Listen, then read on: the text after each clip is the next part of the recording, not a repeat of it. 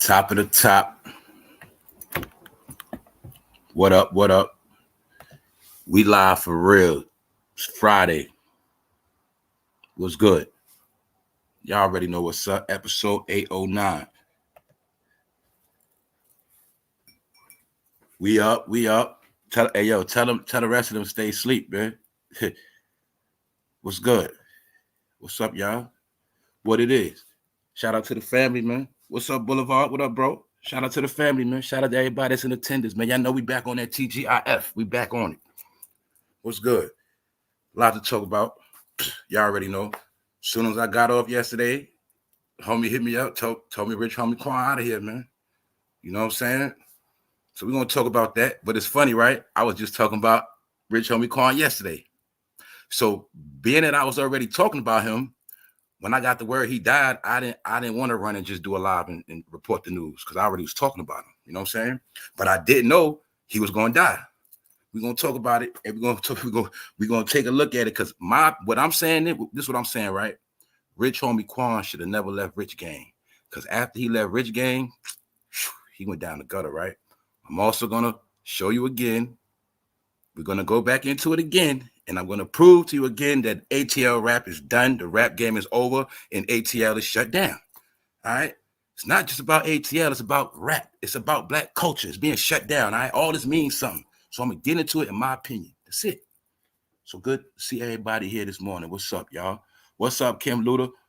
What's up, C Mills? What up, C? What up, Alpha Million? What's up? What's up, Sandra Love? We live, man. It's the intro. If you don't like it, man, you wait for the replay and you skip it, man. These episodes will be time-stamped. You know what I'm saying? So anyway, I got to shout out the family because this is what we do. This shit live. Everything organic, ain't nothing fake.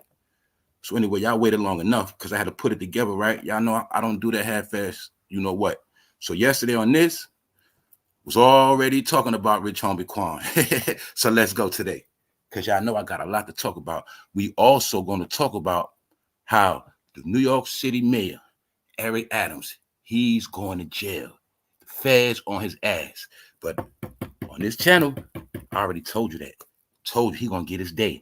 I told you did he gonna get his day? He got it. I told you the mayor gonna get his day. He getting it right now. And I keep telling y'all what's gonna happen. It ain't that I'm smart. I'm reading what's going on. All right. I'm gonna show you, right? I'm gonna show you this attack from top to bottom. I'm gonna show you the attack from the politicians to the rappers. I'm gonna show you the black attack. All right, I'm just gonna show you. And we're gonna talk about it, but we also gonna have fun, man. So anyway, man, once again, shout out to the replay gang. Shout out to everybody that leave comments. And let's go.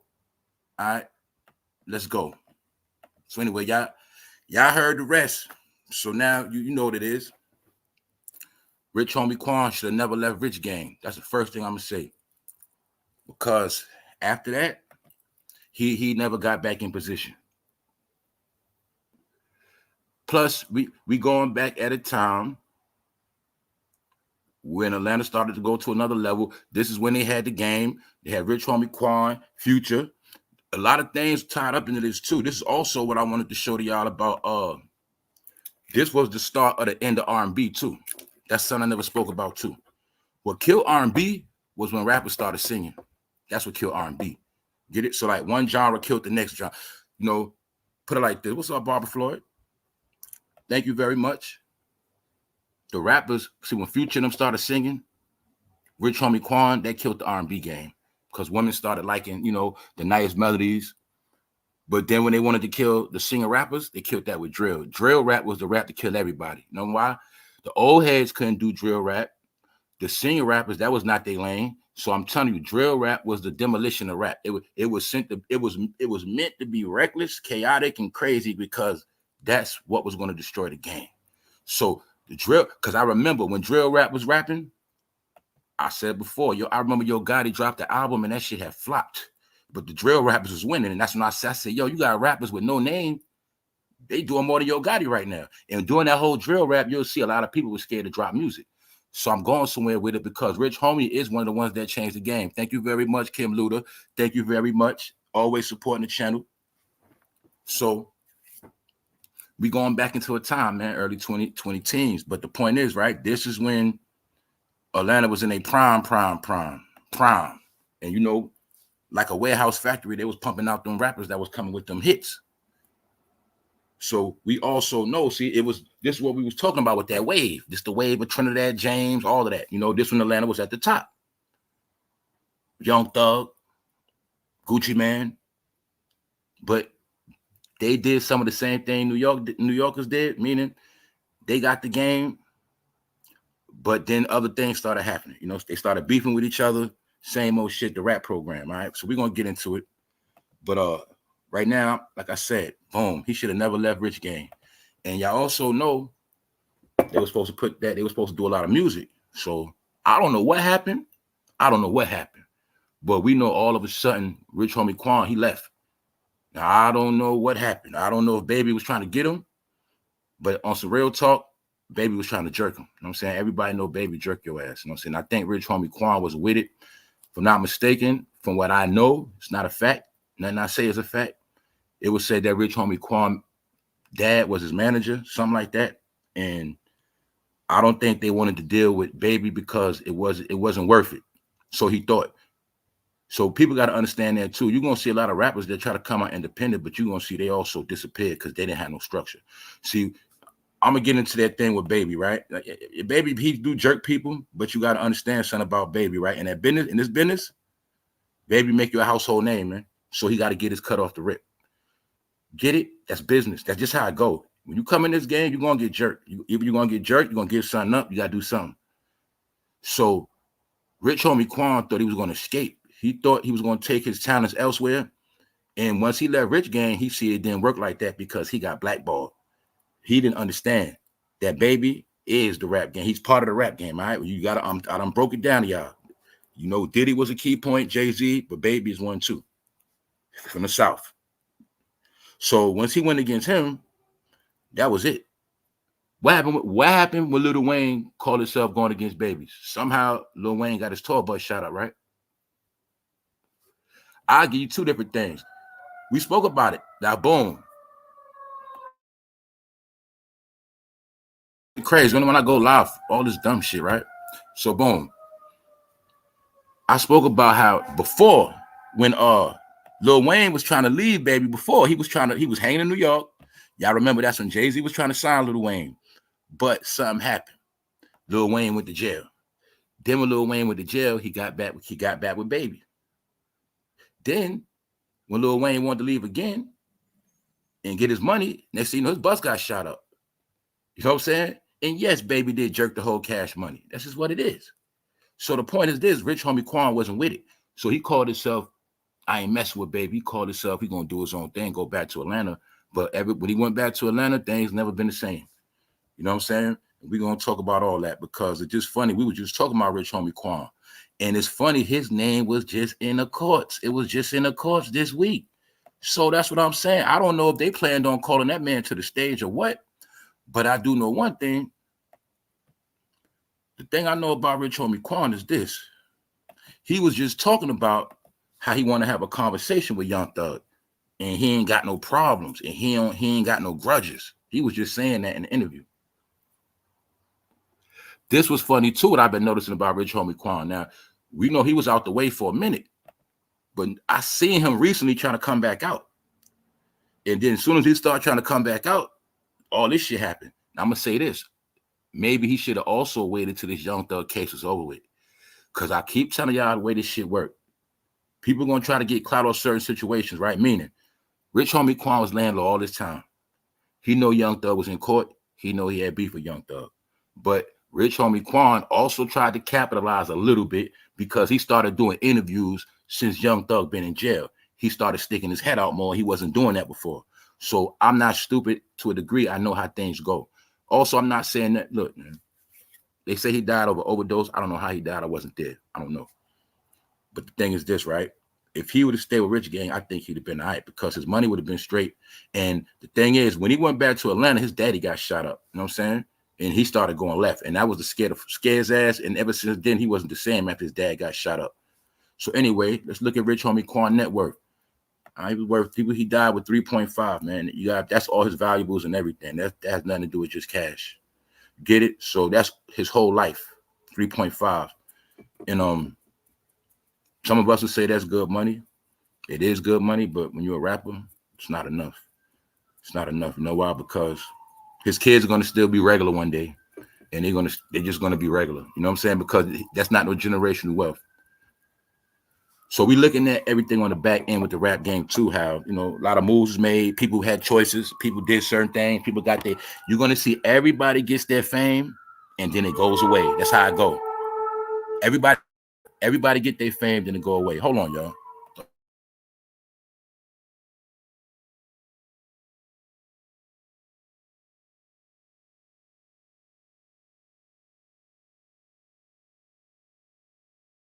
All right, y'all, I'm back. It's like, yo, y'all, look, it should be crazy. Like, it be quiet the whole time. So when I go live, fucking all this noise. So anyway, let's go, man. If he would have stayed, he would have been all right. Reason why I say that, he went back to Atlanta, shit went left. And what happened is he messed Rich Gang up. There was a lot of money on the table. A lot of money on the table. You got to look at big business, all right? Baby like this. Look, man, Baby looking at it like this. This was his next best chance to get money since the whole Cash Money thing. You got to understand that. This one, Rich Homie Quan was in his prime. All right. This one, rapping and singing was in his prime. He had two of the newest artists from Atlanta. That gave Baby an outlet to get money out of Atlanta. You feel me? That gave him a pipeline.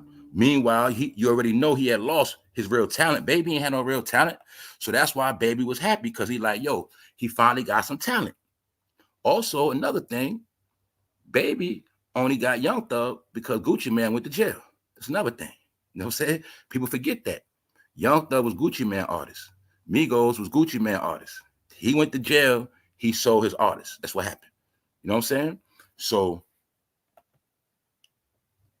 Baby had a chance to get money again after Cash Money. Y'all know the whole Cash Money thing, how it went down. You know, the whole Hot Boys, Manny Fresh left, everybody left. So this was Baby trying to get paid again. So while they already did a video, while they already planning. Now, first, another thing y'all know. Thank you very much. Thank you very much.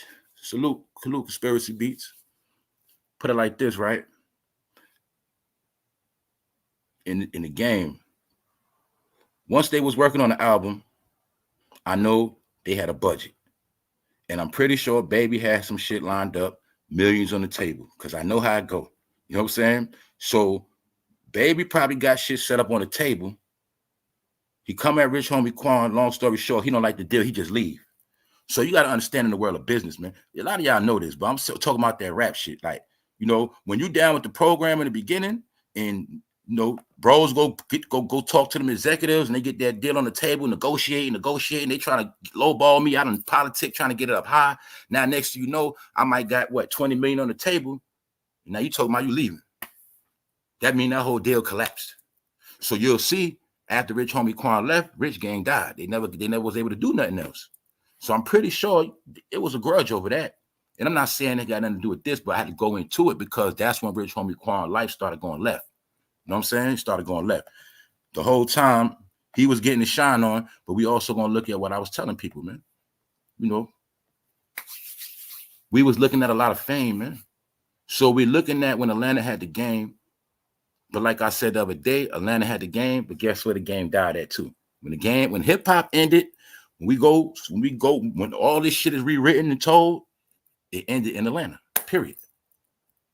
Started in New York, went to Cali. I remember California had the game. I remember waking up every day. It was nothing but California rap videos on growing up. One time, Cali had that shit. Then I seen it come back to New York. Then I seen it go, you know what I'm saying, down south, Chicago, Midwest. I seen Bone Thugs and Harmony take the rap game over Midwest. You know what I'm saying? So the point is, it always went around. We seen Houston get it, Miami get it, but it ended in Atlanta. And when it ended in Atlanta, we seen everything within the rap game. You know what I'm saying? We seen everything. That's why I say, even we gotta keep it solid. I've been talking about it all week. Even when it came down to every behavior, the drug lifestyle, they pushed that through Atlanta. The hippie lifestyle, what else? The fruity lifestyle, they all pushed it through Atlanta. But the point is, that's where hip hop died at. And it ended with drill too. And I told you, when Young Thug in jail, that represented the end of Atlanta. You know what I'm saying? So I'm going to prove it. Thank you very much, Black Diamond. But it ain't just Atlanta, right? I'm just using Atlanta as an example, right? So boom, they say Atlanta is the black city, right? Atlanta represents the black people. It represents black greatness. It represents black education, right? Black leadership. It represents black history. So we're just looking at all of the negative things that are not happening in Atlanta. And this is a representation of what's happening all over to these same people. Because I want you to see, for my eyes, this campaign that's going on, and you're going to see everything is going down. What else I say, y'all? I kept telling y'all, without no bad news, it ain't no rap news. So I didn't go on the internet yesterday, but I'm willing to bet my life. I want to put my head on a guillotine. And I bet you, when Rich Homie Quan died, you seen so many Rich Homie Quan topics in that goddamn trending topic. You seen so many Rich Homie Quan videos. Am I lying? I don't know, because I didn't see, but I know how it's going. Without nobody dying, nobody's going to eat. Without no rap beef, nobody's going to eat. We're going to talk about Kendrick. I'm going to prove it again. He was big on the internet, but in real life, he was not. I'm going to prove it again, because everything we say is coming out. So let's go back into it, y'all. Let me calm down, man. Getting hype.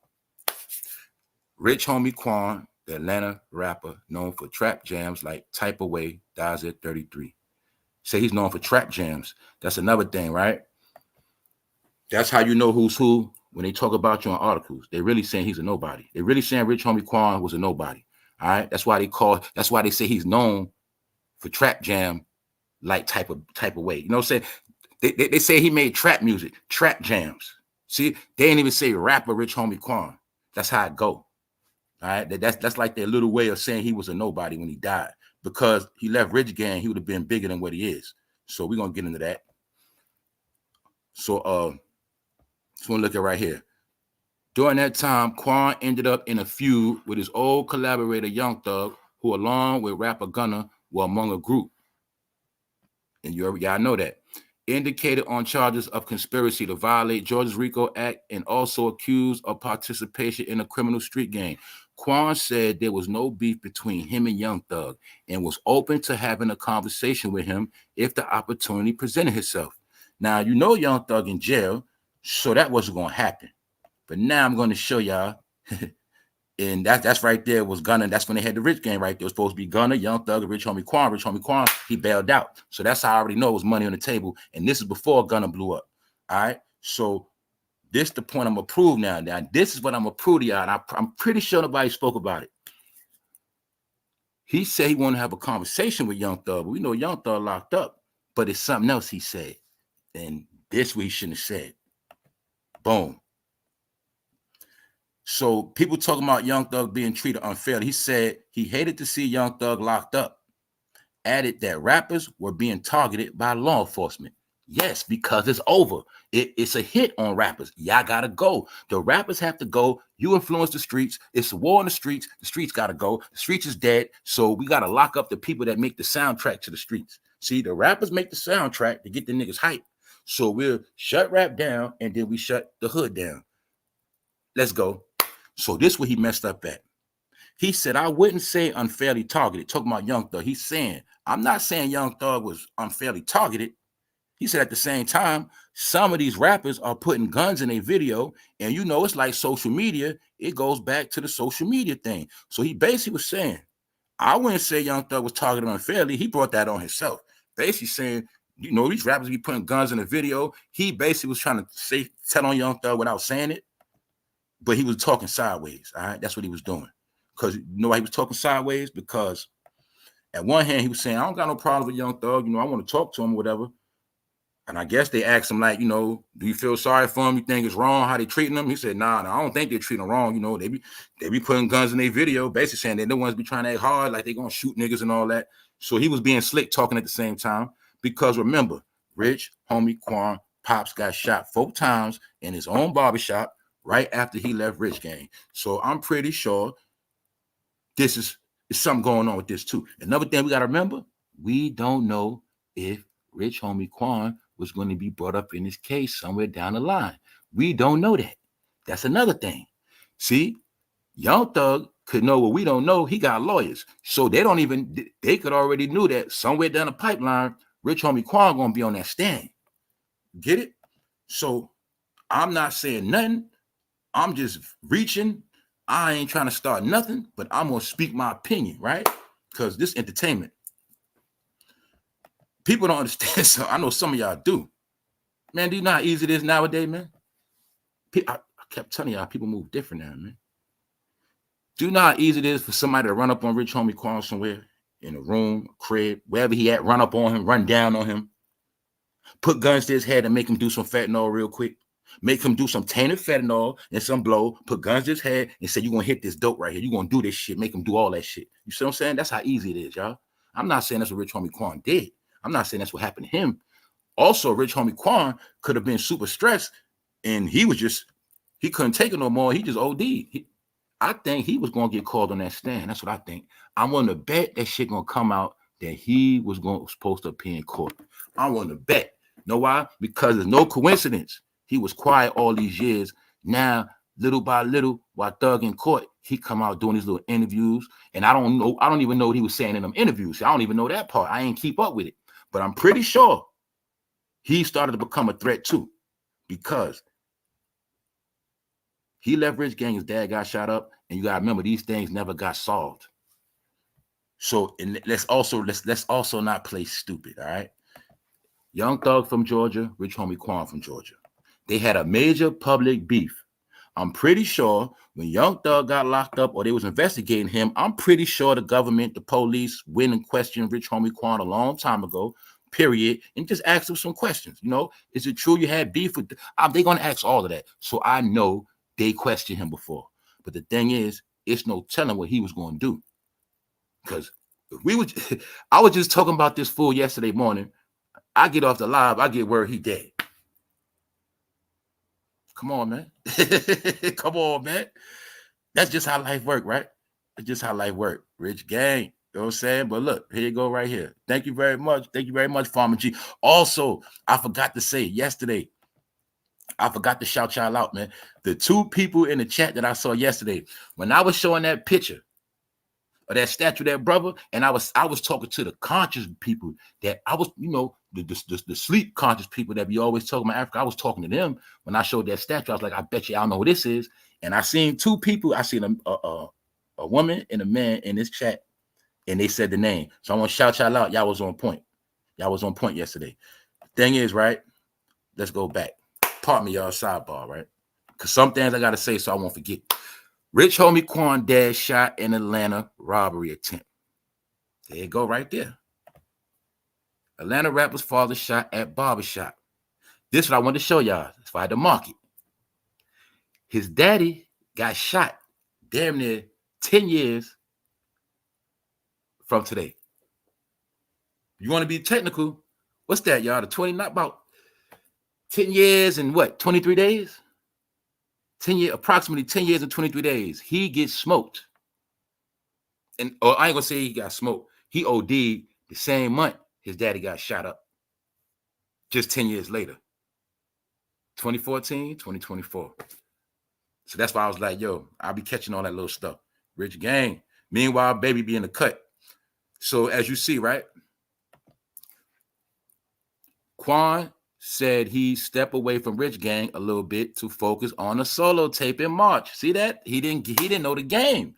He did not know the game, man. That's what I was trying to tell y'all. See, when the game went to Atlanta, a lot of rappers was doing their own thing, but they still did not know the industry. That's what they didn't understand. Even people like Lil Baby, Migos, City, that's why they all got jerked. They don't know about no deal. They didn't have no lawyers with them looking over their paperwork. They didn't put in writing how much percentages they gonna get off these albums. They were just signing shit. They didn't even know how the game worked. I'm being honest with you. See, people like Future, he came in through L.A. Reid. L.A. Reid, he's a long time, he's a real professional. Y'all know what I'm talking about. See, it's a difference when you come in the game on your own, and it's a difference when you come in with somebody's stamp. Like, remember yesterday I was talking about Andre 3000. People got to remember this. Now I'm going to break it down. Andre 3000, he was raised by L.A. Reid. L.A. Reid is known to be fruity. He's a fruit bucket. He's an industry guy. You know what I'm saying? But Andre 3000 blew up because of L.A. Reid too. Future blew up because of L.A. Reid. You see what I'm saying? L.A. Reid took favor of him because he knew him from the Dungeon family when he was with Andre 3000. So I'm showing you, even in Atlanta, that's how the game always been.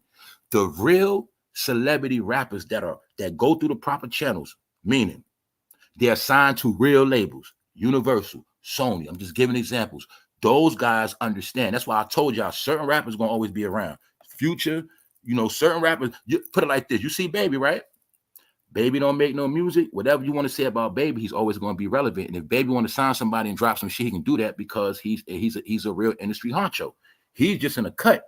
But I'm saying this to say that a lot of dudes is running around Atlanta, New York, all these rappers, that's what I'm proving with the drill rap. You've seen a lot of rappers on social media running around, but they did not have no business. They didn't even have real deals. When you solo and you get a 360, that's not a real deal. So what I'm saying is, Rich Homie Quan was stupid, and I know this because he left Baby to put out a mixtape in Atlanta. So you got to understand, Playboy, Baby, like, nah, Playboy, you ain't going to be with me, and I'm showing you a lifestyle. Nigga, I done let you in my house. Man, Baby probably done show him some shit he ain't supposed to see. You got to know how this shit go. You know shit you ain't supposed to know. You ain't just going to walk away like that. You think it's a game? No, that's how it works. Get it? I let you in my life, introduce you to all the things I got going on, show you love, that you just gonna try to get hot off me and leave. And don't work like that. So what Rich Homie Quan didn't know, he didn't know the industry. See, when you rock with people like Baby, you gotta fulfill your obligation. You see what I'm saying? Now he could have rocked with Baby, kept Rich Gang going, still did his solo thing. Boom. Look, Baby, look. Told you they don't know business. See, I done told Baby straight up, look. I signed this rich gang thing. We're gonna do this, but my solo thing is separate, straight up. Meanwhile, I'm gonna put everything I got into this project, but I'm still doing me. That's all he had to do. But he left. So that was disrespect. Not only was it disrespect, you made Baby like a fool. For two, you playing with his money. And you gotta understand, Rich Homie Quan, look, that's why a lot of these rappers are broke too, because they didn't have no real security. Straight up. If you don't have a real structured deal, you ain't getting no publishing, you ain't getting no money. So that's why when he left, Baby blackballed his ass. Because you got to remember, I think this fool left like 2015. So that means for all that time, that's how fast time going, y'all. This man, but Rich Homie Quan was out the game over 5 years, like 8 years or something, 7 years. That's how fast time go. But that some type of way was a hit. That song, Watch Me Walk Through, that's a hit. They still play that in the club to this day. And that's what go back to the walkthrough days, when the walkthroughs first started. That's why I said I remember all this like yesterday. This how fast time going, y'all. Our life is passing us by. You know what I'm saying? That was 10 years ago. So when people be thinking people old and this age thing and it ain't that, it's that time just going fast. And things are getting old fast. You know what I'm saying? I remember this shit like yesterday. But we talking about it, it's like we talking about some old shit. Nah, we closing out. Because this when everybody was in their prime. So, like we see right here. A man who says he chased the gunman who shot an Atlanta rapper's father.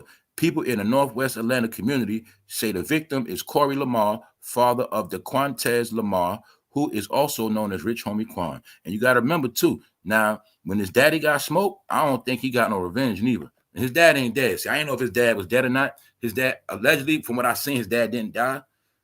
But all I'm saying is, when it went down, Rich Homie Quan, he never got no revenge or nothing. You know what I'm saying? So you also got to remember, man, Young Thug was beefing with Wyatt Finn Lucci. They was banging hard out there. They all started to turn on each other. And that's what I mean. They did exactly what New York did, but they took it to another level. Because New York rappers turned on each other, but they wasn't trying to slay each other like that. See, in Atlanta, they were trying to slay each other. But little did they know they was killing the game themselves. So I'm just showing you, right? Boom. Also, you got to remember, at the time when Atlanta was running the game, this was the time of the Black experience on top of the top. This is what I be talking about. Salute, Edward. This is what I be talking about. This is when Obama was president. So you got to understand, man. When, blacks was in the White House, they had the whole black cities were turned up. What happened during Obama office, right? Boom. Black president, every goddamn black city went through the roof. This when all the people was getting scared. And I'm going to talk about that today too, y'all, because I've been doing homework, research. They starting to spread nasty rumors. They starting to spread things that ain't too good to hear. They're pushing the narrative, right? That's why I don't like TikTok. I'm telling y'all, man. You ain't noticed TikTok always trying to scare people? But I don't know. This is my point, man. I'm seeing this narrative from people on TikTok and things like that, where so-called people are sending threats, basically saying like they trying to put this thing out here like, yo, they trying to say like, boom, if Kamala get elected, certain people going to be mad. And If she get elected, certain people gonna be mad and they gonna want smoke. So I'm starting to see I'm seeing a lot of agents, right? They promoting race wars. I'm gonna just say that. They promoting race wars, y'all. I'm gonna get back into that too. Let's go. All right, because now we're gonna take a look at Atlanta, right? And we only taking a look at Atlanta because that's where the game ended at. And all this is a wrap up. So let's go through this whole shit real quick, and I'm gonna show you how everybody got their run, everybody got their chance, and this also how they was just pumping rappers out like a factory, back to back to back to back. But now we'll see none of them really had a solid career. Like if we look at Quavo, Offset doing his thing, Takeoff dead, but Quavo ain't making no more noise. Nope. Offset, he got with the biggest rapper, Cardi B, allegedly. He ain't making no noise. He from Atlanta. See, I'm showing you, they was never all as big as you thought they were. These are the guys that came out during the internet sensation. So now you're going to see they don't have no platinum plaques, no gold plaques. They will not get a check to the day they die, and when they die, go to their kids. They didn't have it like that. They was just taking money up front, rented cars, big houses, and just living a cap life. That's what they was doing, y'all, honestly. So that's why they'll never have money like Usher, shit like that, because they wasn't really doing anything like that. They was, but it was a lot of hype. See, you got to remember, in Atlanta, they might have had like 30 rappers out at one time. You know what I'm saying? 30 rappers out at one time, but only like 4 of them got real talent. That's what was going on, all right? We also got to remember this when Diddy was down there. But anyway, let's go real quick. Let me show you. Now I'm going to prove some of the points that I've been talking about why Atlanta rap scene is dead. Also, don't forget, this little Woody in court, he was the one talking about Rich Homie Quan, and Young Thug started laughing in court. We spoke about that yesterday. But now I'm going to show you my proof. What I was telling you about 2 years ago, rap is dead, and now I'm going to show you, especially in Atlanta, it's over. All right? It's over. I also said that because a lot of the rappers that had talent, they got slaughtered. And this has nothing to do with all the rappers that got indicted. See, that's a whole nother special right there. That's a whole nother special. Rappers that's indicted. Boom, take off. Then you're going to see this was a chain reaction. Then you're going to see out of everybody that got slaughtered, shot, nobody got caught, went to jail. All right? And like I said, Young Thug comes from Gucci Mane. So remember we was talking about Andre 3000, the top 50 rappers from Atlanta? But I forgot to say yesterday, Gucci Mane is a top rapper from Atlanta, period, hands down. Hands down, all right, period. For many different reasons. For the work he did, a lot of rappers he put on, a lot of influence. And I can't take nothing from T.I., even though I don't really rock with T.I., but I got to put T.I. up there too when it comes to top Atlanta raps. Talking about when I see people in New York or people on the East Coast, certain places, and they all reacting a certain way, yeah, I'm going to get at. I'm going to say, I'm going to be real about the top Atlanta rappers with influence that really did their thing. I got to be honest. Gucci Mane, T.I., and Jeezy. All right, I'm not going to take that. Y'all know I call him Agent Jeezy, but I seen Jeezy have an influence on a lot of things for a minute. So to me, when it's all said and done, the top rappers of Atlanta to me that I respect, or I say they did their thing, Gucci Mane, Jeezy, T.I., and I throw Ludacris in there too. I ain't gonna take nothing away from Ludacris neither. All right. Those are the 4 people to me that kept Atlanta solid, in my opinion. You know what I'm saying? That's just the top 4, and ain't gonna do with the top 10, ain't gonna do with nothing else. I ain't taking away nothing from nobody, but I'm just saying what I saw influence-wise, what I saw with my own eyes, yes. Gucci Mane, T.I., Jeezy. And I put Ludacris in there. You know what I'm saying? So anyway, this represented the end of Atlanta. This also represented the end of thug life in Atlanta. All right. And if you don't believe me, when Atlanta start prospering, you make sure you let me know. And it's no coincidence. Little Baby just got caught with a gun last week. He was the modern star of Atlanta. Now he in trouble because I know what it means. It means it's over. Do you forget? You forgot when Trouble got smoked? You forgot when Trouble got smoked? Guess what happened with Trouble? His killer never went to jail neither. Then look at what I'm looking at now, which I said before. In my opinion, that's an AI fake ass picture. How I know that? Because the shit in black and white. Why it's in black and white? Well, if you got a fake picture of a fake killer, the fake killer never get caught. Bingo. Then there's something else I peep. You know how I know this AI? Just thinking about it. Let me show you how they troll you. Let me show you how they troll us. Look at Trouble nose. Look at their AI nose. You will see it look like they made AI out of Trouble face. Look at the nose. That nose is goddamn exactly the same. Look at the nose. Just look at the nose, y'all, and under the eyes. But definitely the nose. Man, them niggas been playing with AI. That's some AI shit, y'all. I told you I've been studying AI. You think it's coincidence it's in black and white? No, it's in black and white because you won't know. Then when this happened to Trouble, they didn't mask the AI at this time. Now they did. So now it will be a regular color picture. But if you look at that, you'll clearly see that's bogus. No, I know. He did not get his time yet. We didn't see no trial. I told y'all, in my opinion, Young Thug trial is a distraction. Meanwhile, so many people got killed. They didn't take off killing him, get his time yet. Not yet. That was 2 years ago. So that's why I kept telling y'all this shit is a joke. This is all Operation Shut Down Atlanta. And we're going to kill every last one of y'all stars on the come up. Somehow something will happen to him. We kill it, it's over. You know what I'm saying? Now look, boom. Let me show you. This shit is bogus. I don't know if y'all see that. I see it. Look right here. That's his nose on that fake man. That's his fucking nose. You can see that shit clear as day. They just put in black and white. That's AI technology, man. Even that's Trouble, even his fucking forehead. They just threw the dreads on top. You can even see the way the dreads look like they just sat it on top. This is why I kept telling y'all it's a reason why they wanted everybody with them dreads and fake ass beards, because that AI technology is different, man. All right, we're gonna get back into that. Anybody on this channel, you already know what I'm talking about. That's bogus. The whole point is this man never got no time. We heard Trouble was in the house with a girl. This man came in, gunned him down like a dog, but I didn't see him get no time yet. Did you? If I'm tripping, somebody let me know. What's up, Rod Julius? Who else got smoked in Atlanta? I'm going to show you the pattern because people forgot. Young Mozzie, he got smoked. Kevin Gates' homeboy. Young Mozzie got shot up a couple of times, but that last time his ass died. His killer, I don't know. So I'm just showing you. And mind you, while all this was going on, they was getting indicted. They was getting indicted. Know what I'm saying? Salute. What's up, Daria? What's up, Latasha Jordan? So, yeah. It was a slaughter campaign in Atlanta for a minute, man. I could show you a lot of rappers that, like Hood Rich, Pablo Juan. It's a lot of people they was really underground. I was rocking with them, but a lot of niggas started getting indicted. You know what I'm saying? So boom, I've been to, and I'm also say this. I'm gonna be honest with y'all.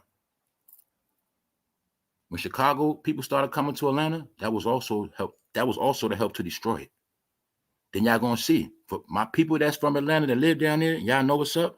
Y'all know people from New York been down there. Y'all know people from all over been down there. But it was a wave of Chicago coming down there. Then you're going to see that shit started getting different. Because they brought that GD stuff down there. They brought they demonic ways. And then Atlanta got a little worse. And what a lot of people don't understand, Atlanta is strong with blood too. And bloods don't rock with GDs. So I already knew that was going to start a lot of wars too.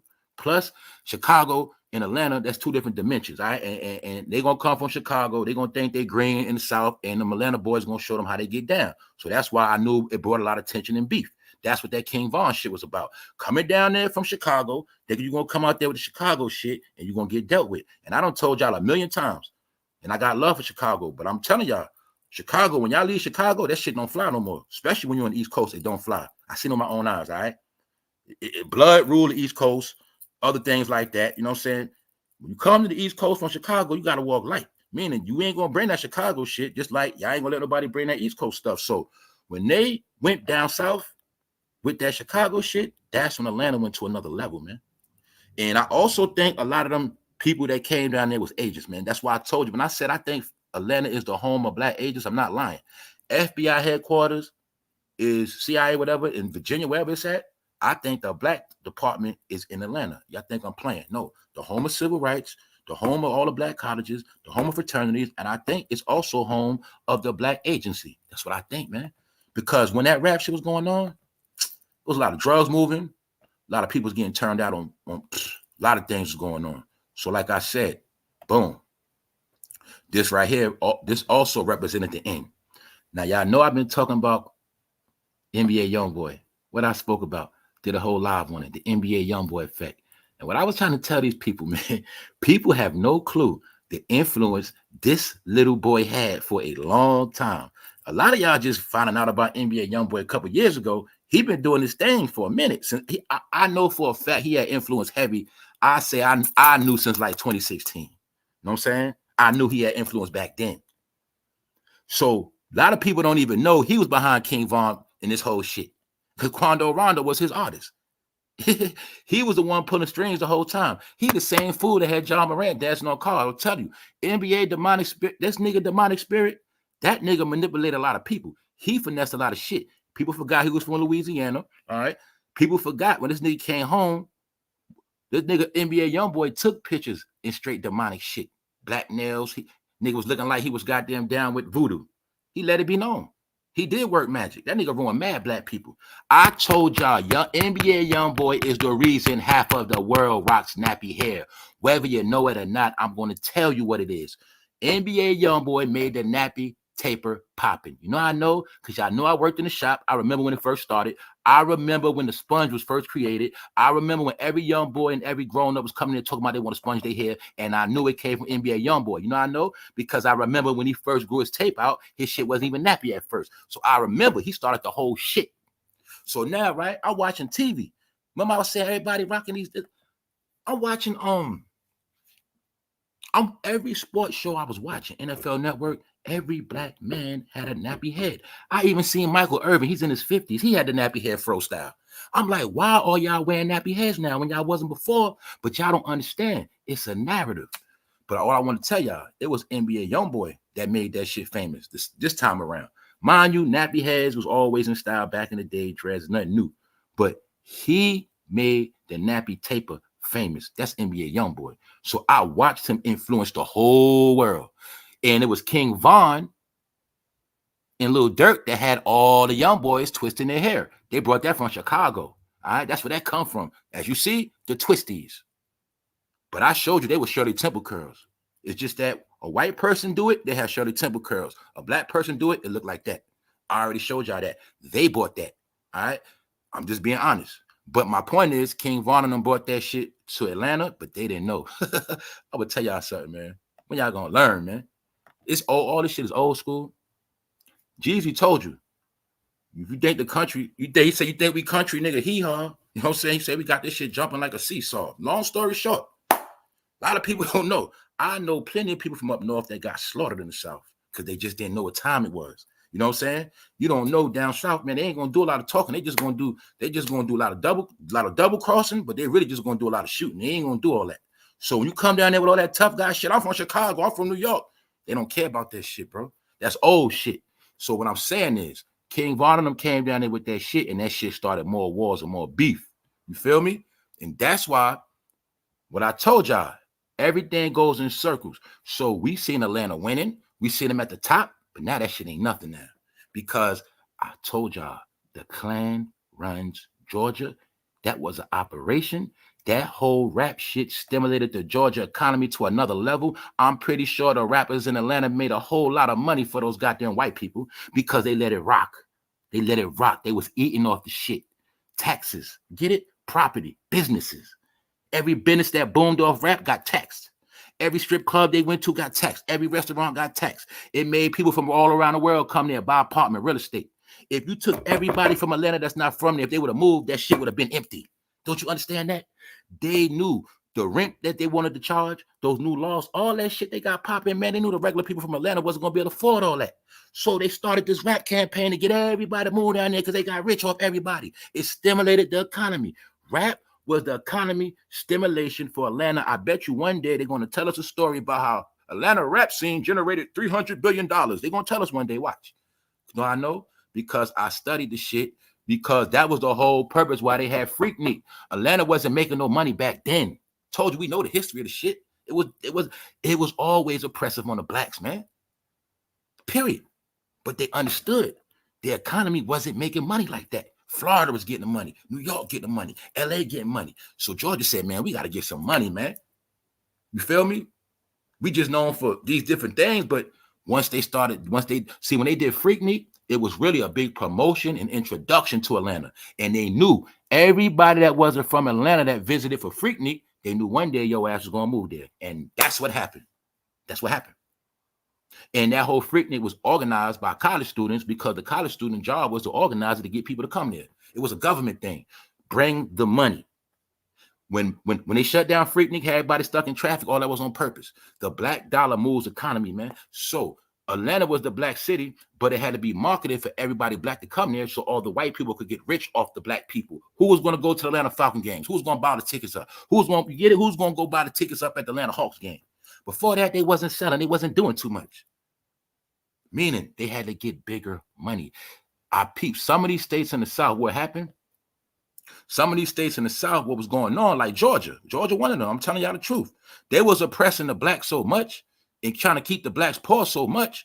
A lot of these states down South wasn't getting no money. And they started seeing people like North Carolina get it. That's why people don't understand that. I'm going to tell y'all the truth, man. This is why Charlotte been winning.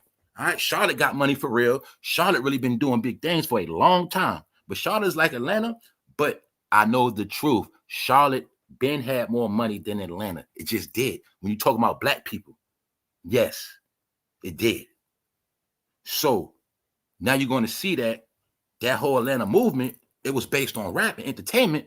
But when a white man said that's enough, it's over with. That's how it worked. They let it go on to generate money for the state. And that's what they did. So my point is, the same people that let it go on is the same people shutting this shit down. And that's how it's always going to be, y'all. They let us sell drugs. When they say no more drugs, they cut the borders off. Simple. So let's go. Now I'm going to show y'all what else. Now I'm going to bring it up to date with Atlanta. Now we're talking about the streets. Now I'm going to talk about the legitimate, the so-called good standard, the so-called highly educated. Bingo, let's go. All right? You think it's a coincidence? Fonnie Willis, the state prosecutor, got embarrassed this year? Think that's a coincidence? All these L's this year? No, it's not. This woman lied to the world. It ain't that she lied to the world. She was accused of messing with this man, but then ran to the black church. Look black people in their face and said she has nothing to do with this. It's a lie. The white people making up stuff on her. Come to find out it was the truth. This was called black humiliation. This was the same program I told you where they say that the black woman a horse and the black man can't keep his penis in his pants. And I'm going to keep telling y'all this was a slave program because it is always secret jokes. Black people, no, let me correct myself. African Americans, no matter how much money you got, no matter, I don't care what job you got, they look at you like you're still a slave. You know what they're going to say? You can't even work a job without fucking each other. You guys are the main ones always fucking on the job. Even though in the paperwork it says no relationships, but they know you. They look at us. They look at people like you're super sexual. Y'all some horny motherfuckers. That's always a joke. Do I got to prove it again? All right, let me show you again. Real simple. What did they just say about this woman? Hold up. What did they just say about this woman? Did they not make it a point to campaign her like she's some type of thought that had a sugar daddy? The narrative never gonna stop. So that's what I'm trying to show you. They're gonna keep showing and telling you the same shit. They're gonna keep, whenever they slander somebody, all right, y'all been around for a minute. Whenever they slander somebody in politics, ain't it always gonna be something sexual? Something like that. When they crash the mayor in DC, then they catch her smoking crack with their prostitute? Yes. That man named Clarence Thomas, when he was cheating on his wife, wasn't that over sex? Yes. The joke is black people, you always can catch them with their sex. Sex is their weakness. You can't get him on nothing else. He might be a preacher. He might be the perfect man of all perfect man. She the perfect woman, but you can get him with that sex because they can't control their sex organs.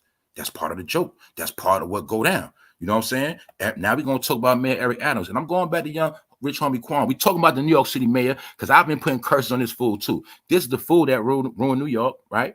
He's from Brooklyn, but he sold New York out. And he is making it where every New York City person is catching hell. That's from there. He's the one that was in charge of the migrant program. Biden told him, take care of the migrants, please. Make sure they're good. That's what he did. He did his job already, all right? They stayed in $500 a day hotels for over a year. They put them in camps where they got free TVs, Xboxes, all this extra shit. They had a whole budget, $50 billion, whatever the fuck it was. The point is, his ass getting fried now, y'all. The feds already on his ass. They shaking down his people. But this is what I wanted to show y'all again. Now, within Eric Adams' camp, they are saying the same thing again. Now, look, FBI raids home of top aides to New York City Mayor Eric Adams. This is my point. They are also saying it is people under him that are having sex with each other. They saying in his immediate team, he got people that's supposed to be officials having sex. That's the narrative. They tapped his phones. They done kicked in his people's crib, but they saving him for last. And now you ask yourself, you think it's a coincidence All these black politicians catching hell. We know the mayor Lightfoot, she been her ass. She's smart.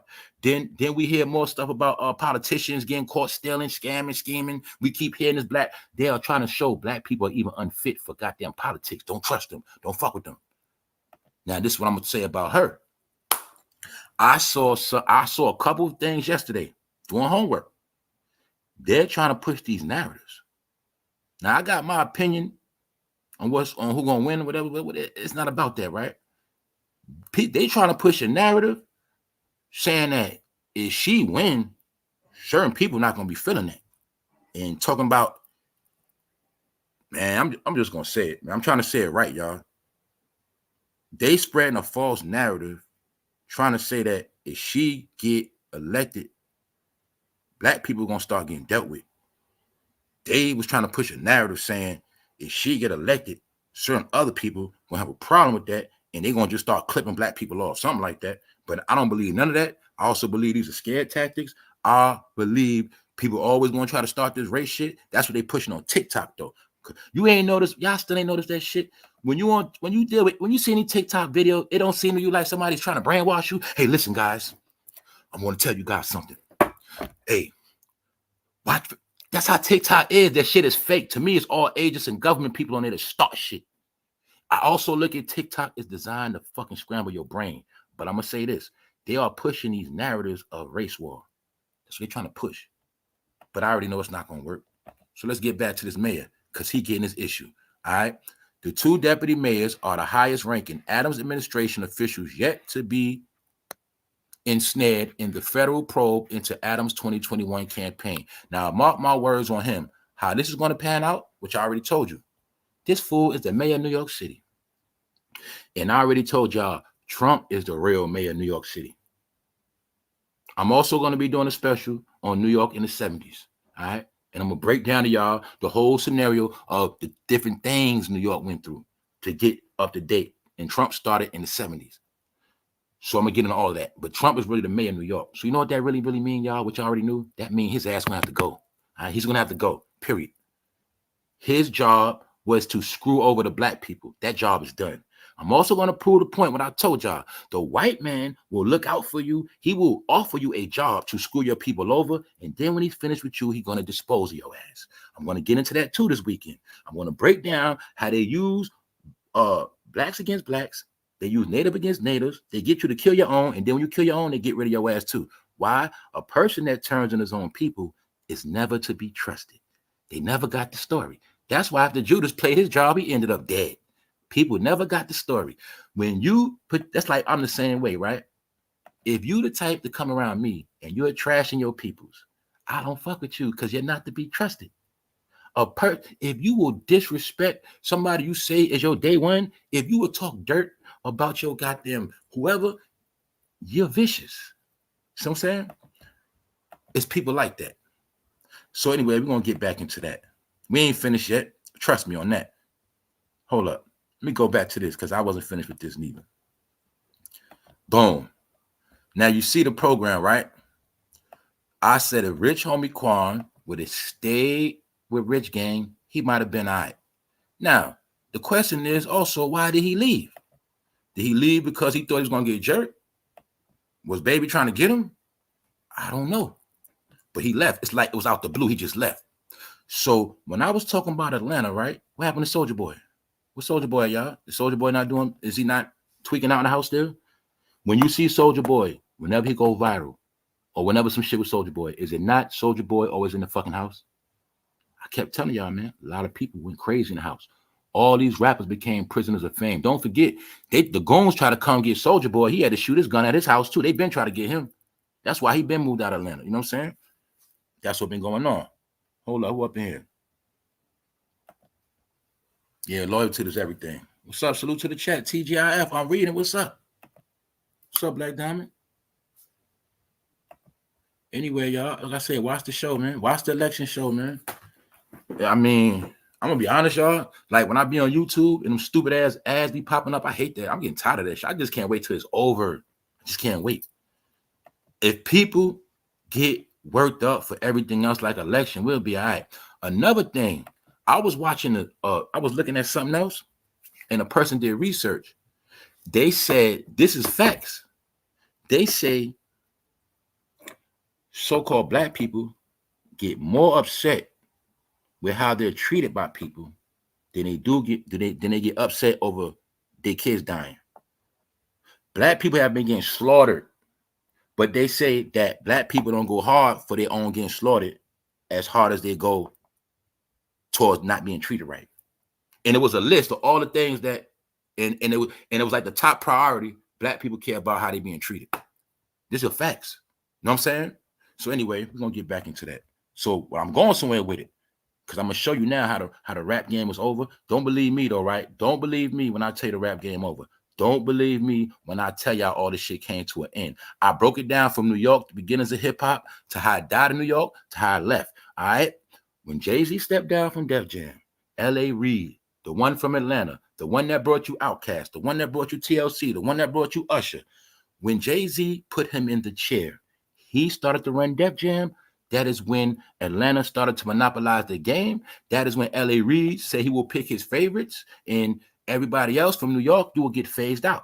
Remember when L.A. Reid got in the chair at Def Jam? That's what Method Man and Redman and wasn't feeling that. And certain rappers, they got kicked to the curb. So now I'm going to show you. Now we're all going to look. Atlanta got the game. They got about a nice run. They got a nice run because remember, their run really goes back to Little John and T.I. and all of that. So their run really goes back to, I'm going to say, like 2003, 2004, when who was out there? Big Meech. Big Meech really started to run. So we looking at, in reality, Atlanta had a 20-year run. Now I want you to also see how fast time flies. They had it for 20 years, y'all. Because when we go back to 2000, let's go back to 2004, right? That's when Little John was in his prime, Ludacris in his prime, T.I. in his prime. You know what I'm saying? Atlanta was in their prime. You still had Outkast in their prime, 2004. And it just kept going and going and going. You know what I'm saying? They got their run. So it was 20 years. Just days before his passing, Rich Homie Quan was talking about wanting to have a conversation with Young Thug to mend their relationship. But bro, that's cap. How was y'all going to mend your relationship when he's in jail? Well, you just saying that because you might have was going to get put on the stand? And I said yesterday, Little Woody already told on him, in my opinion. Little Woody worked the deal behind the scenes, and Little Woody did not know they was going to put him on the stand, and now he's playing stupid. All right? And just so happened, Little Woody spoke about Rich Homie Quan, and he's resting in peace.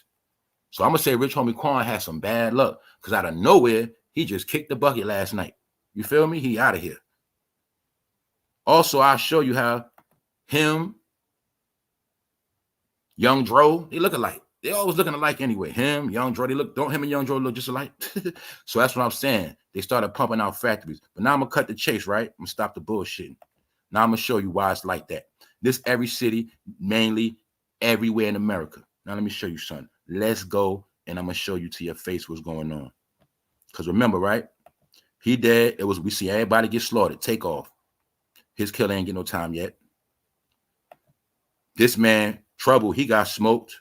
His killer looked fugazi. That looked like a Photoshop. All right. Young Mozzie, he got smoked. We don't know what happened with that. And it was others. But now King Von got smoked. And I'm going to show you it ended with King Von, meaning when King Von got slaughtered, it was in for Chicago and Atlanta. And after that, they also raided Old Block, all of that shit. But now I'm going to show you something real quick. Let me show you why that happened. All right. And their dead bodies shall lie in the street of the great city, which spiritually is called Sodom in Egypt, where also our Lord was crucified. And that's why when it was all said and done, that boy got crucified and he was found laying dead in the street. All right. Dead in the street, stretched out. Don't get mad at me. I ain't make it up. And their bodies and their dead bodies shall lie in the street of the great city known as Atlanta. What is Atlanta really? Sodom and Gomorrah. Sodom. Boom, boom, boom. Can you see it? That's why he's laid out in the street like that. But it ain't just dead everywhere. When I told y'all every major city was set up for sacrifice, y'all thought I was playing. No, I see what's going on. When we went to these cities, the whole plan was for us to die. You take it or leave it. In any major city you go, you shall see a big, tall Tower of Babel. It's called that building downtown. All right. So anyway, that's how I go. All right. So look, let me show y'all. It's not a coincidence. This is every hood, every city near you. This was going to happen. Anybody on that wave. So when I told y'all the streets was over, I'm telling you for a reason. Let me show you again. Cursed shall thou be in the city, and cursed shall thou be in the field. All right. Cursed shall be thy basket and thy store. Meaning you're going to starve. You're not going to make no money. You're going to be out here struggling and suffering. I don't give up if you're in the city or you're down south. Magically, Atlanta is a city that is down south. Don't take my word for it. I'm just reading a book. I just like to do stuff like this. So anyway, they're going to show you who runs the city when it's all said and done. If you don't think the police, the government, let all that stuff run around on purpose, you're sadly mistaken. They let that stuff spill over to the suburbs. See, they knew a lot of blacks were successful in Atlanta, but this was also to shut down you successful blacks. See, you was a successful black with a college degree, right? In Atlanta, you had your nice property, your nice gated community, your family became prosperous, but they brought that rap shit down there. And that shit became a demolition, ruined your fucking city, ruined your neighborhood, your fucking value going down. And now what's happening? This is what you see right here, oppression. It's going back to oppression. I told y'all, in my opinion, Georgia is going back conservative. It's going back to how it was before blacks had a lot of power. We know they let people from all over the world come here.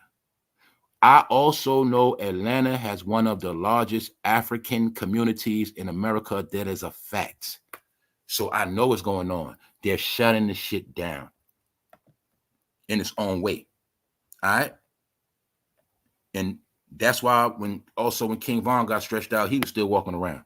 All right. A lot of this shit is bigger than what we think it is, man. Some of these guys are key players, man. Some of these guys, if you ask me, was working with them people the whole time, man. If you ask me, that's what happened. Because like I said, I know one thing. Where I'm from, you do something small, punch somebody in the face, you're going to jail.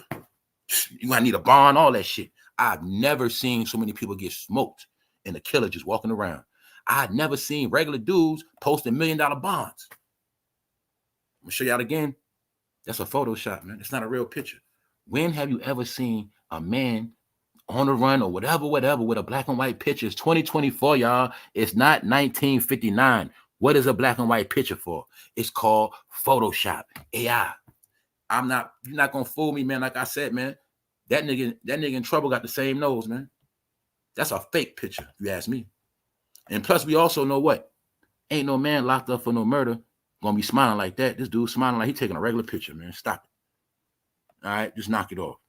And on that note, you see the pattern, right? Now, I'm showing you blacks in the street.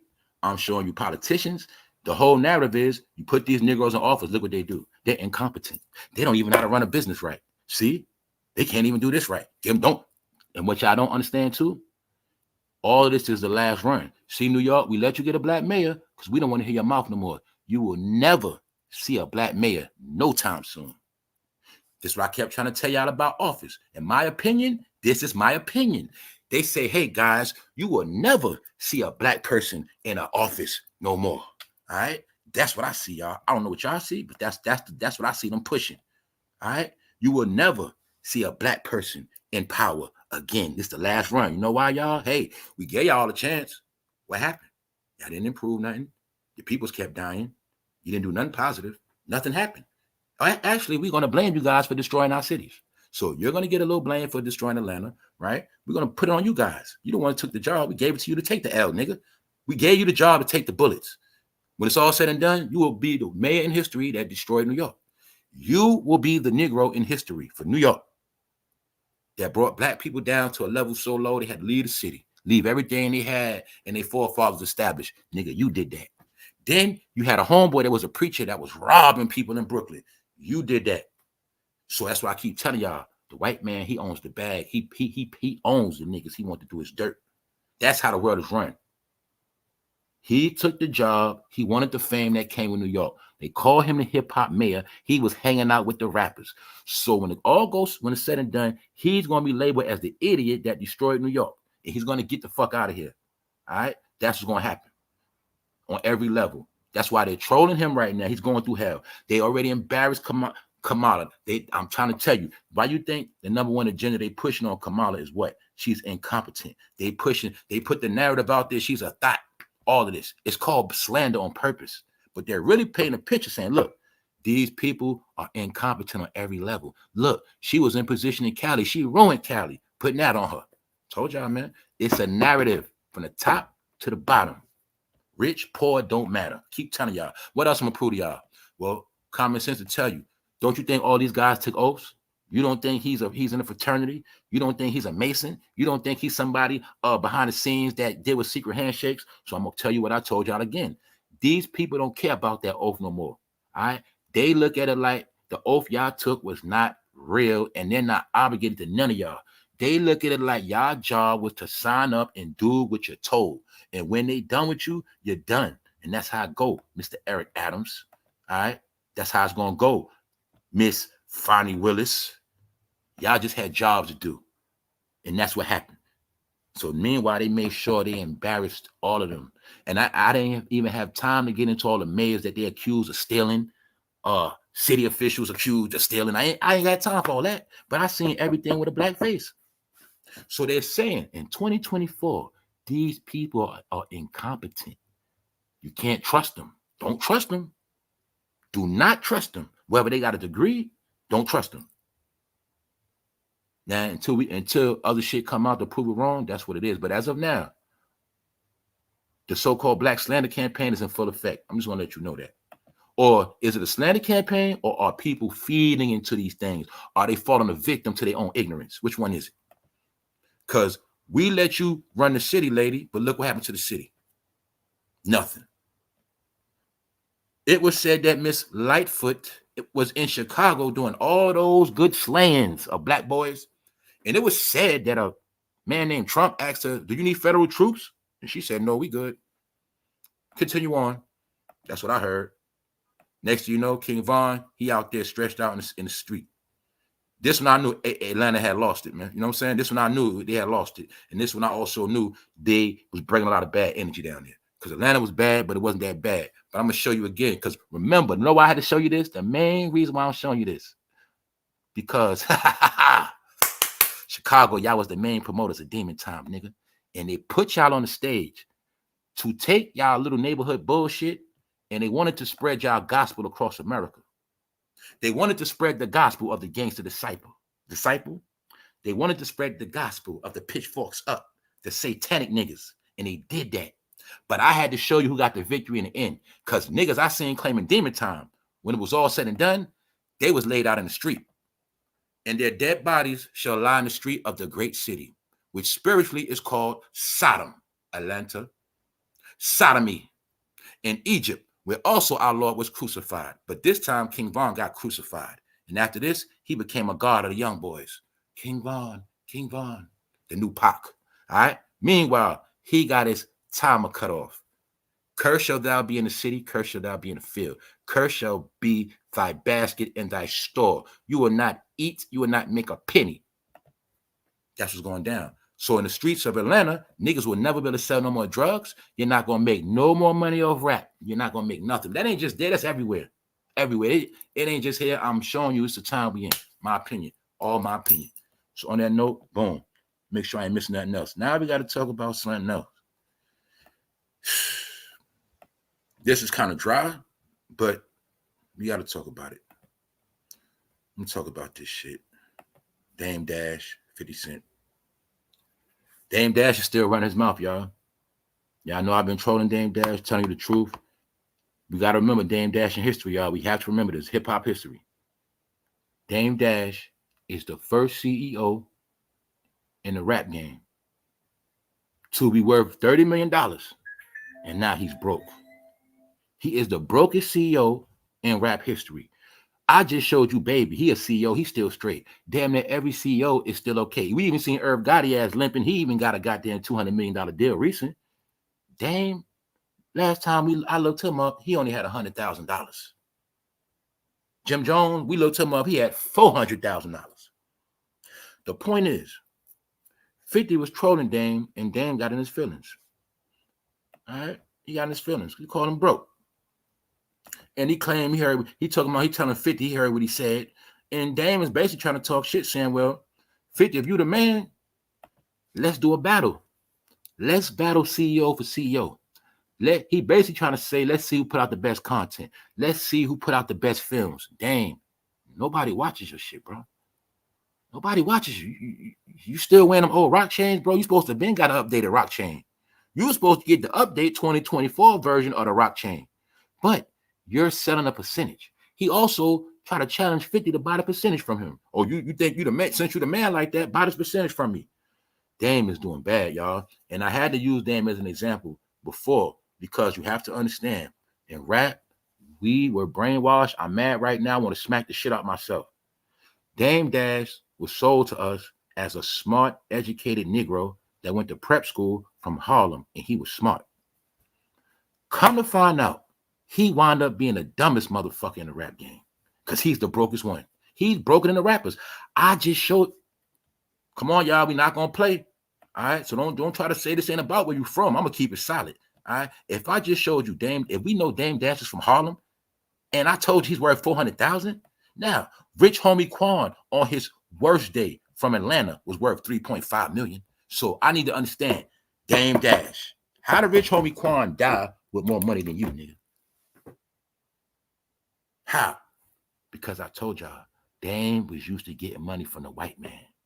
Dame and Jay-Z, Diddy, they were in favor of those white industry guys, and they were blessing them. They were giving them the money. They didn't really earn shit on their own. When it came time for Dame to earn on his own, he proved to us he was not an earner. He proved to us. He proved it. Dame was not an earner. We also was able to see the truth because when Dame got cut off, y'all, his water got cut off. We're going to get into Kendrick too. We're going to get into that, nigga. Dame water got cut off. Think about it. Def Jam was over. He proved us he's stupid. He blew his money. That mean remember all that shit he was trying to sell us with our wax? Remember Dame was trying to make it like, yo, I got this deal, I got that. He made it like he was selling a lot of shit, but he wasn't doing nothing. That's called a jack of all trades and a master of nothing. Whenever I see somebody doing too much, I know when it's all said and done, they ain't gonna do nothing. That's how it go. All right. Jack of all trade, master of nothing. You're trying to convince me you got all this shit going on, but you're really telling me you can't focus on one thing. That's Dame Dash. So when he was on Breakfast Club, he was bashing Charlamagne. Remember? Man, you niggas ain't no boss. Man, you working for them. No, Dan, you was hating. You know Charlamagne and them got jobs and they get decent checks. Now we see, nigga, you needed a job. And I'm going to show y'all again, bro. There's nothing wrong with working a job. You can have a business and still work a job. There's nothing stopping you. Money is money, right? But Dame showed you. Just because you run a business don't mean you're going to be successful. Dame is also an example, y'all. You can give a man everything, but when it's all said and done, he'll be left with nothing. This man, right, had over $30 million. This man, claim to fame, he's the one that made Jay-Z a star. So didn't Jay-Z tell him years ago, well, nigga, since you made Hove, make another Hove. You did not make another Jay-Z yet. Every time I heard you, Dame, you was trying to rob niggas. So we're looking at Dame to prove a point. Everything is in the past, right? Just now y'all see, just cause how niggas like him was using Harlem for clout, making you think cause he from Harlem, he the smartest nigga, the freshest nigga, he on top of his shit. You niggas is bums, you niggas is stupid. Look now, y'all. Mind you, he played the white card with the prep school, supposed to be educated, but really he's a nobody.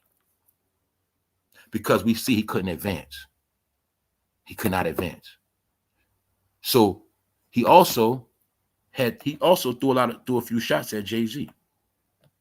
Cause he's selling his port. I'm also gonna tell y'all this, man. It don't matter what Dame's selling. The rock, that shit ain't worth nothing no more. I'm gonna be honest with you. It's not. I don't even think 20 years from now, people gonna be listening to that shit like that. Dame Dash has taunted longtime rival Jay-Z ahead of the sale of his 1/3 ownership in Rockefeller Records. Dame Dash is so broke, he got to sell his percentage. He got to pay off a fucking lawsuit. He's done. Speaking on Instagram Live on Tuesday, the embattled mogul spoke about the upcoming auction and said he's curious to find out just how deep the Brooklyn billionaires' pockets really are, given Hove has right of first refusal as the company's co-founder. So what he's saying is his percentage is for sale, and he's saying he's going to see if Jay-Z going to pay a lot. Dame Dash is delusional, man. Somebody smack Dame. Dame, why would Jay-Z try to pay you the most for that percentage? Anything, he's going to lowball you, dickhead. He's not going to try to pay you the most. No, he's not stupid. He's like, yo, you think you're going to come up off of me? No. What Dame is doing, he's basically selling the last of his inheritance, y'all. Really, y'all, you know the truth? Dame Dash's percentage of Rockefeller is really supposed to go to his kids. That's what's really supposed to happen. This fool is selling his family inheritance. That's what he's doing. So that's how broke he is. Because remember, when you play the life of a baller, you have to keep it going. It's no such thing as I'm a baller and you see me in a Hyundai one day or a Kia. You got to keep it going. So that's what keep them broke. But he's trying to beef with 50 for clout, saying, look, 50, if you the man like that, buy my percentage from me. I don't expect anyone, just some average person, to come buy it or a third of it. My third. I don't want to get sued again. He said, I know for some reason nobody wants me to sell it, but I'm ready just to move on, do my thing. I had a lawsuit, I had a judgment, and I'm like, yo, that's 800 grand. He being sued for 800 grand because that copyright infringement. I think he did a project with somebody. Dame did a project, and I think he tried to put it out behind that man back. He did some bullshit. He got to pay 800,000. He's doing bad. That's why he got to sell his percentages. So I need everybody to pay attention. This is also proof the rap game is over. I don't want no more young people dreaming about being a rapper, dreaming about what this shit gonna get you. We saw a man make over $30 million plus, go all around the world. We seen him on yachts, video. We seen Dame Dash pouring out bottles. Little did we know one day he would be pouring his life down the drain. That's what happened. Showing you, you can make it, you can go big, but what? You also can fall on your head. What was Dame Dash number one reason why he fell on his head? Dame Dash showed us all the lesson of arrogance. It's called pride and arrogance. Didn't they tell you pride becomes before the fall? Well, after Dame Dash sells his portion of the rock, he will officially have been fallen. His pride made him hold on to that bit of the rock. See, he could have sold it when it was worth more, but his pride wouldn't let it go. But now he ready to sell it because his ass is about to be finished. So you know what I'm going to tell Dame? Y'all know what's going to happen to Dame. This is going to happen to Dame, y'all. Curse shall be thy basket and thy store. Dame Dash, that's your last sale you're going to make, and this going to be your last supper, nigga, because that's what it is, bro. Don't get mad at me. I'm just going to show you what it is. And you're going to sell the last of them rock chains. So look, now we're going to think on another level, y'all. Simple. Let's think about it. Let's go with it. Boom. If we know Dame Dash had all that money and he's broke, what do we think about most rappers that didn't even get as big as him? Let's be honest. Now you see why rappers don't hit the live button like they used to on the gram. You still didn't notice that yet? You will see the rappers are not quick to hit that live. They didn't show you no back to school drives. You have not seen a rapper buying a chain for himself lately. You damn sure ain't seen no rapper buying a chain for his homeboys. You did not see a rapper buy no girl, no fucking truck, no none of that shit. If I'm lying, please check me right now. I'm just going to prove to you the game is over and they going broke. All of them. All of them. Even Jay-Z, even Jay-Z and I'm taking loss. I ain't going to lie. Like, even people that's rich, okay, you worth $1 billion, but you start seeing your shit going back to 700,000. Now, hold on, man. You get it? That's what be going on. Simple. Not 700,000, 700 million. You know what I'm saying? You see your shit going down. Like, shit, I got to get some more bread. Yo, hold up, man. I looked at my records. I done kicked out, goddamn it, 30 million last year. Hold up. That's how I go. You feel me? So, look. What's up, main chick? What's up, Boulevard? Hold up. Dame about to say, F it, start selling pictures of his feet. Yeah. So, like I said, y'all, if Dame Dash, for real, this real talk, if he is, we know for a fact he's broke. You know, you going to tell me a lot of other rappers ain't broke? Come on now, y'all, come on. So I know what's going on. That's why all of them are hiding out. If you don't see a rapper active, 9 times out of 10, he's hiding out. Because if certain rappers going to let you know, I'm good, I'm still good out here. I'm straight. They're going to let you know. When you see these people hiding out, especially them women that fell off, because when you're a woman that fell off, you really got to hide. You can't afford them $1,000 bundles no more. You feel me? Yeah. And bro, he really hiding out. A lot of them. So, hold up. Beyonce got more money than Jay-Z. That's not true. But I will say this, their money is together. What you really mean when you say that? Jay-Z ain't really a billionaire. That's what you're really supposed to say. Because some of that money is hers. You know, when you're married, your money is one. Something like that.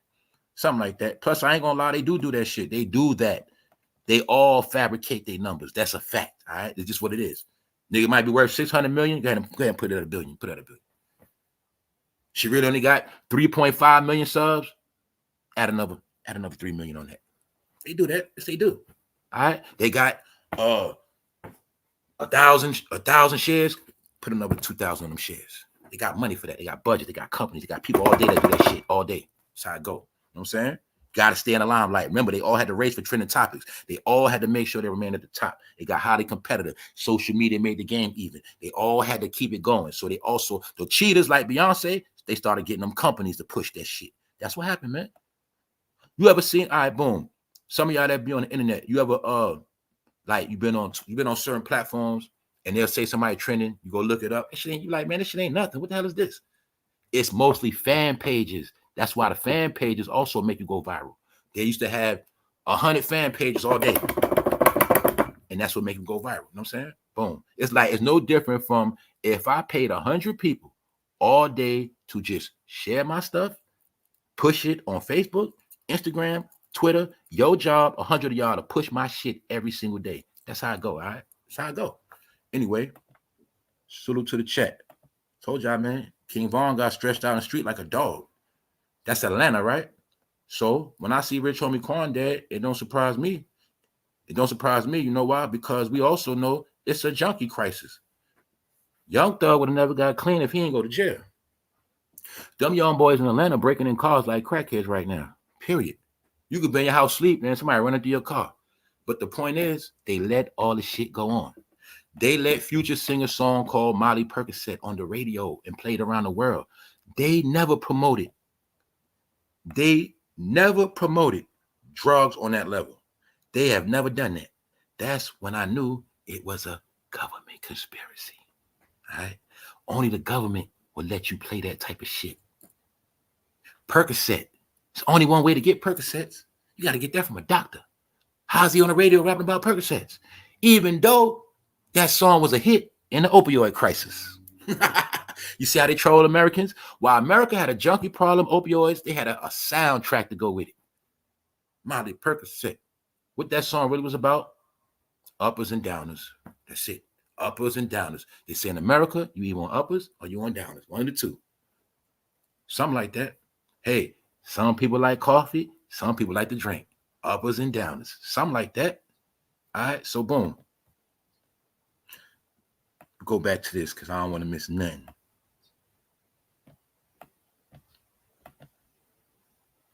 Kamala Harris is clobbering Trump in the money race. The vice president raised $361 million in August. Now, only thing I'm gonna say about this, this I'm gonna say about almost this is what I'm gonna say about the whole politic news between both sides. Do you see how they just keep talking about nothing? What does this have to do with the country? What does this have to do with the agenda? Okay, she raised a lot of money. Good shit. Now what? What's next? All I see is them dissing each other. All I see is them doing a little shit back and forth, but I still don't know nothing. I never felt this dumb. But then again, right? A little while back, I think somebody around here said that this election gonna be the biggest show you ever seen. Did we not see a show so far? Did it not start with Sleepy Joe, and there was one thing going on. The next thing you know, Joe got out the way, and then she came. It was another thing, and the next thing you know, it was a concert, and the next thing you know, it was a goddamn rally, and then there's all this shit going on, but it has nothing to do with the goddamn politics. Told you it was gonna be a show. That's why I told y'all, man, I don't take this shit serious. The point is, she look. Do you want to know how much money she raised? I don't care if she raised $5 billion. Do you want to know how much money she raised, or do you want to know what's the agenda? What you think?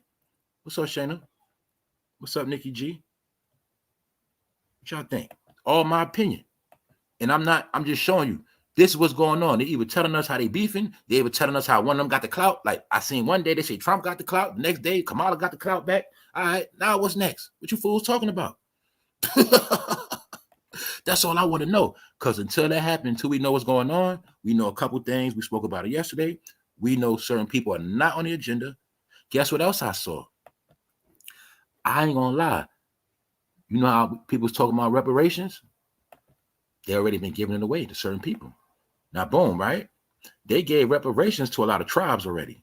But I didn't know they gave reparation of $2.2 billion to black farmers. That I didn't know. I didn't know that. Did y'all know that?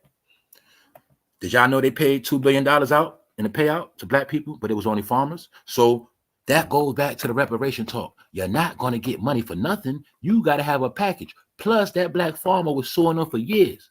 They said that paperwork was in for so long. It's also said they played a dirty game. Guess what they did, y'all?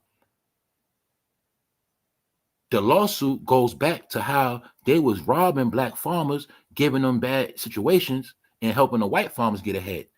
So out of 100% of the farmers, 4% got the money. Because the lawsuit actually goes back to the 60s. So the payout, the $2 billion, was only for 4%. So that should let you know how much money they actually owe black people. And they did make a $2 billion payout. Yes, they did. They also did pay a lot of tribes that got recognized. Yes, they did. So I kept telling y'all, you're not going to get reparations just because you black. If you ain't getting shit, I'm just going to be honest with you. Know why? Because they've been paying out already. They just paid out the black farmers $2 billion. That's why it was shh. But it happened already. Plus, they don't want you to get inspired to be a farmer. That's what's going on, y'all. So anyway, okay, so a lot of them did help with that. All right. The point is, what people, I don't know if she broke it down as a reparation. That was a reparation for real. That's what that was. That was really a reparation. You know what I'm saying? That's what that was. So that's why I tell you, they'll play 52 fake out. Had everybody in Cali screaming reparation. Meanwhile, we're going to get a reparation to them black farmers on the East Coast. Cali, y'all ain't getting shit. We know what y'all going to do is get the money and spend it up on Teslas. You're going to try to get some expensive crib that you can't afford. We're going to put you out anyway. So they ain't giving you nothing in Cali, man. There's no such thing as a nation called black. There's no such thing. There's none of that. You can't write a check to somebody that's a nation that's called black. You can't write a check. So let's go. Rich Homie Quan is out of here. You know why? Well, maybe he got stressed when he went back to Atlanta and his dad got smoked and his career just couldn't start off. Maybe he did start getting high. Maybe he did go into a depression. Maybe he did. Or maybe somebody rolled up on him, put a gun in his head, and made him hit that goddamn dope. Maybe somebody made him sniff a $5 bill of fentanyl. So you're going to do this. Who knows? You know, I'll be reaching this shit. But it's just mighty funny, though. He was supposed to go to court. I mean, something like that. His name was just spoken to court. But I also think Rich Homie Quan was going to have to show up in court. That's what I think. So after he left Rich Gang, his daddy got shot up, and his career was never the same. And it's mighty funny. Like I said, he was trying to come back out little by little, while Young Thug in jail. He was trying to come out. Also, when he brought up Young Thug name in that interview, that's also a slick way of trying to get clout off Young Thug. You get it? That little slick shit he said? When he was like, when they put it out there, like, you know, he was planning on having a conversation with him. Nigga, that's like using that shit for a front. Because you also was talking slick within that same article.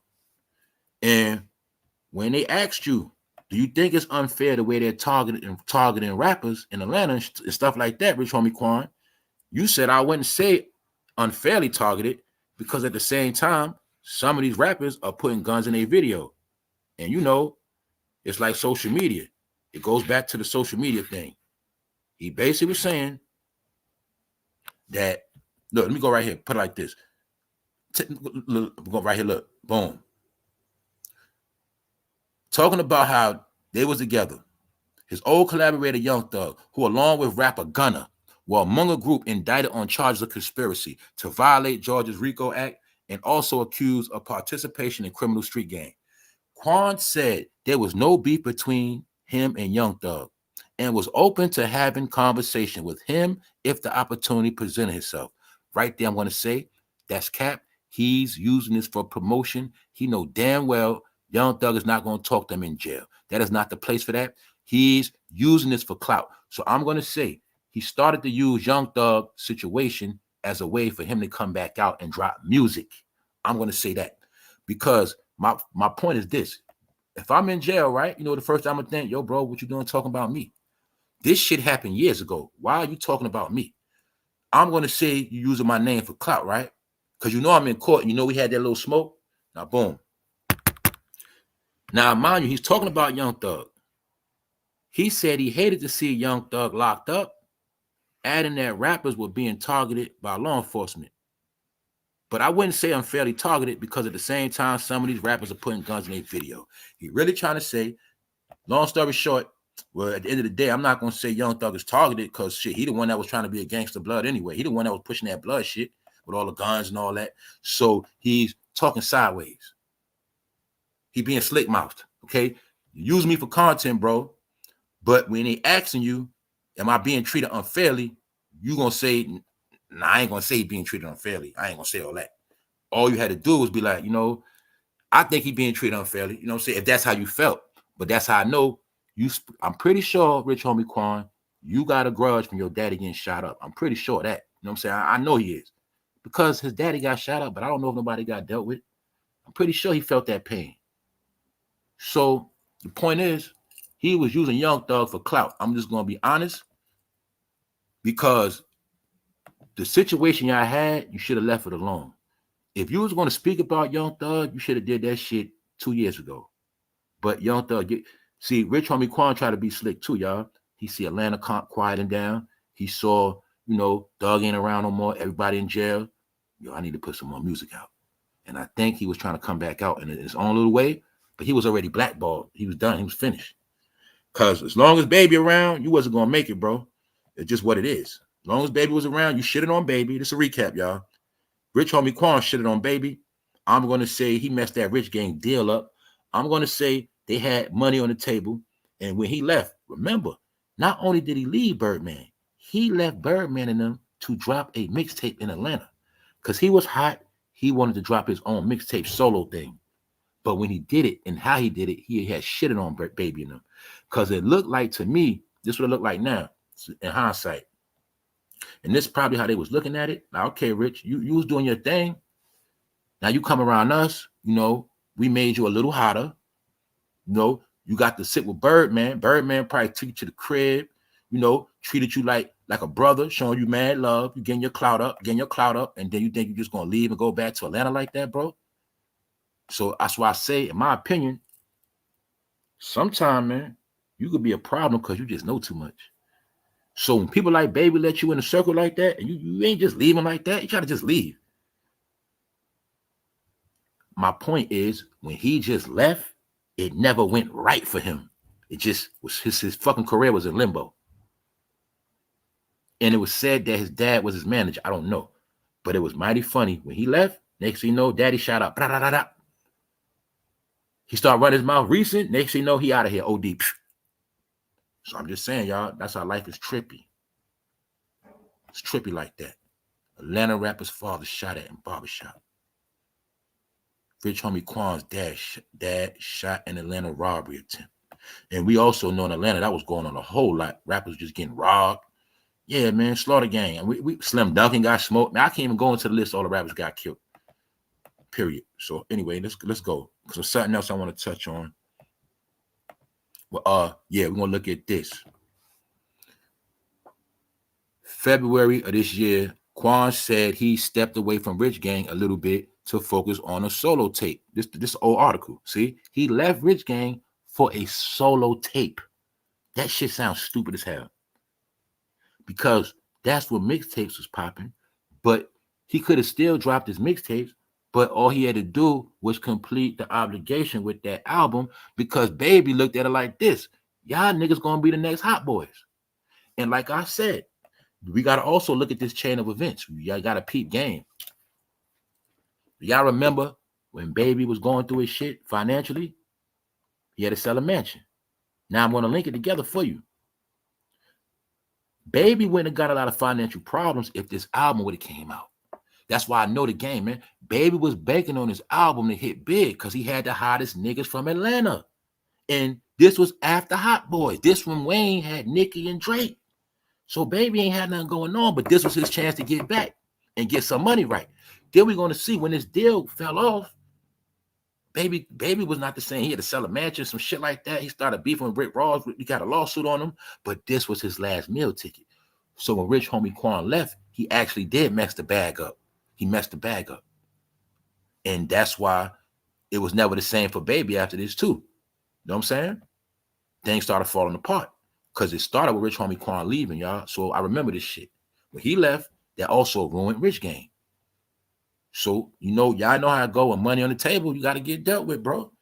So now on top of that, you running your mouth, and you might have messed up $100 million deal, and you running your mouth.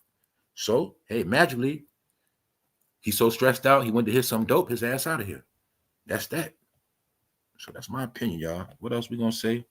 I'm also gonna show y'all the pattern, man. Is this a coincidence that all these Atlanta rappers been dying? I got another one for you. Even though I told you they gave the game to Atlanta, you still will see more Atlanta rappers die than New York rappers. I'm talking about rappers that made it. Did you notice that? At least most of the rappers in New York that made it, they still alive. Did you notice that? Even when I troll Fat Joe and Busta Rhymes, they still alive. I could talk about Public Enemy, Flavor Flav and Chuck D, they still alive. KRS-One, he's still alive. I could talk about a lot of New York rappers, they still alive. Somehow a lot of Atlanta rappers, they got smoked. They gone. You know what I'm saying? So that was a plan. If you kill it from the root, it can never grow no more. So they killed the rap, they killed the drug game, they embarrassed the black politicians, and that is my symbol of the Atlanta experience is being shut down. I'm talking about the black experience. It's not hard to see. All right. You guys are going to go back to working, shit like that. You're going back to working jobs. That's what it's going back to. Nah, that's going to be everywhere, y'all. So I'm just letting you know the game they on. What's up, Shayna? Fan gave me PTSD. Can't say Fat Joe name without seeing it. Oh, man. Yeah. Oh, y'all was saying Fat Joe was showing his cocoa melons. Yeah, Fat Joe so desperate, he's showing his titties, y'all. What's up? What's up, Leonard? They sold their souls to get popular just to get killed. That's all it was. Let me break it down. All right, y'all see Takeoff stretched out? Y'all know what time it is. You see Takeoff stretched out, right? You see King Von stretched out, right? Let's look at it again. And their dead bodies shall lie in the street of the great city, which is spiritually called Sodom in Egypt. Get it? And that's what happened. And everybody know Atlanta code word is Sodom. We know what's going on. We know what time it is. All right, then we're going to leave it at that. What else going to happen? Curse shall thou be in the city, and curse shall be in the field. Meaning, you're going to get your little money. You're going to run around. You're going to have your little things. You're going to feel good about yourself. But one day, it's going to be over real quick. That's how it go. Because every last one of you Negroes was on demon time. Y'all all claim demon time, but you forgot. When it's all said and done, the demon gets wiped out. And then he go gets another demon and dispose of him. Demons are flunkies to do the work. Y'all still didn't get it yet. That's why I told y'all, a lot of them are so sorry, even the devil don't want nothing to do with these niggas. And that's why he keep sending their ass up out of here. So anyway, this is old news. Kevin Gates, artist, smoked. Do anybody know if the killer of Young Mozzie ever went to jail? I'm going to say some of these were assassinations. Martin Luther King from Atlanta got assassinated. And Rich Homie Quan from Atlanta, he out of here. And a lot of others got assassinated. Ain't nothing new. They say black slaughter been going on since the 60s, man. That's what they say. What's up, Kim Luda? It's not a coincidence. A proud black city, but no black success. Black business success is not just a lot of restaurants. That don't mean shit. Anybody, that don't mean nothing. Get it? A powerful black city is when all the blacks love each other and they don't want to kill each other and they all in harmony. Shit like that. You know what I'm saying? That's why I kept telling y'all all this black shit is fake, right? We talk all this black stuff on one hand, we love each other, but every day we all getting smoked, we all banging on each other, we all hate each other for real. Fake shit. A black city. How's a black city when everybody black just keep dying? Everybody black just keep going to jail, get put out. Ain't no black jobs. It's black businesses to take money. Yeah, because we only taught that a successful business got to take money a whole lot. You know what I'm saying? That's it. These guys, what was they doing, y'all? Well, she got the job. They was taking cruises, having sex, married man. Hey, look, y'all, I'm going to tell y'all right now, please. I don't care if you dropped out of school. Don't feel bad no more. I don't care if people told you were stupid. I don't care, goddamn it, if you poor and ain't got shit. All you got to know is we looking at one of the dumbest women of all time. Why? She did the same exact thing a chick in the hood do. What she do? Mess with a married man. So you mean to tell me she waited till she got in a position of clout to mess with a married man? Does that mean she couldn't get another man on her own? She had to mess with another woman's wife? Or did it mean that she was a woman that really was a thought when she was younger in college and shit, giving her ass up, and she was so horny that she couldn't help herself? They were taking trips, yacht parties. All they business got put out there. You know why? She's a dumb Negro. You dumb Negroes don't know nothing. Don't you know, Negro, when you get a position of power, the government is going to watch your ass, everything you do. They're going to watch all your money. They're going to watch your trips. They're going to put spies on you. They're going to monitor everything you do. But you Negroes do not understand that. You don't believe me? I'm going to take you from the south to the north. Because the same thing she was doing down there, this Negro was doing in New York. FBI up his ass, shaking down all his people. And it is said that I think that woman and one of those men were messing around. Same thing, his entourage. Co-workers having sex.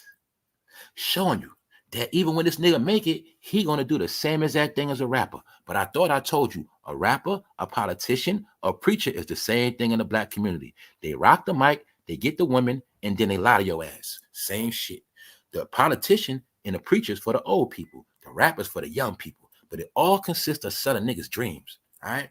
Niggas gonna sell you dreams, and in between, they're gonna have a lot of sex with each other. Because that's what niggas do. I want to say the F word so bad, because that's the joke, all right? Niggas love to have sex. They like the fucking officers. No matter where they at, they always horny. You can have them in important business meeting, and they up there rubbing feet under the table. They some horny motherfuckers, man. But then again, them African Americans are horny because we made them have a lot of sex. We was breeding their ass. So look, 2 deputy mayors are the highest ranking Adams administration officials yet to be ensnared in the federal probe. The feds is up their ass, running through their property. You know what I'm saying? Running through their shit. They done shook down about 4 of his people. The point is, I'm gonna let y'all know to your face, when it's all said and done, this Negro's going to jail. He going to jail. He gonna take a nice loss. They're gonna embarrass him. This man put a war on the young. His job was to lock up all the young boys on the street. They let them run around with ghost guns. They let them blow each other melons off. They let the city get out of control. They actually got on TV and told the world they knew where the guns were coming from. The iron pipeline. They knew the route. They knew where they was coming from because they was finding guns. They knew the states. But what happened? The guns kept coming in. Then they had a whole epidemic of people in New York making fake guns. Magically, all the New York niggas started rapping with guns and everybody dying. Nobody was saying shit. But magically, when they wanted to stop all that shit was done in a month. Joe came to New York City, gave him $30 million, said, stop this shit now. That shit stopped. All the niggas got indicted. It started with K Flock. That was the end of it.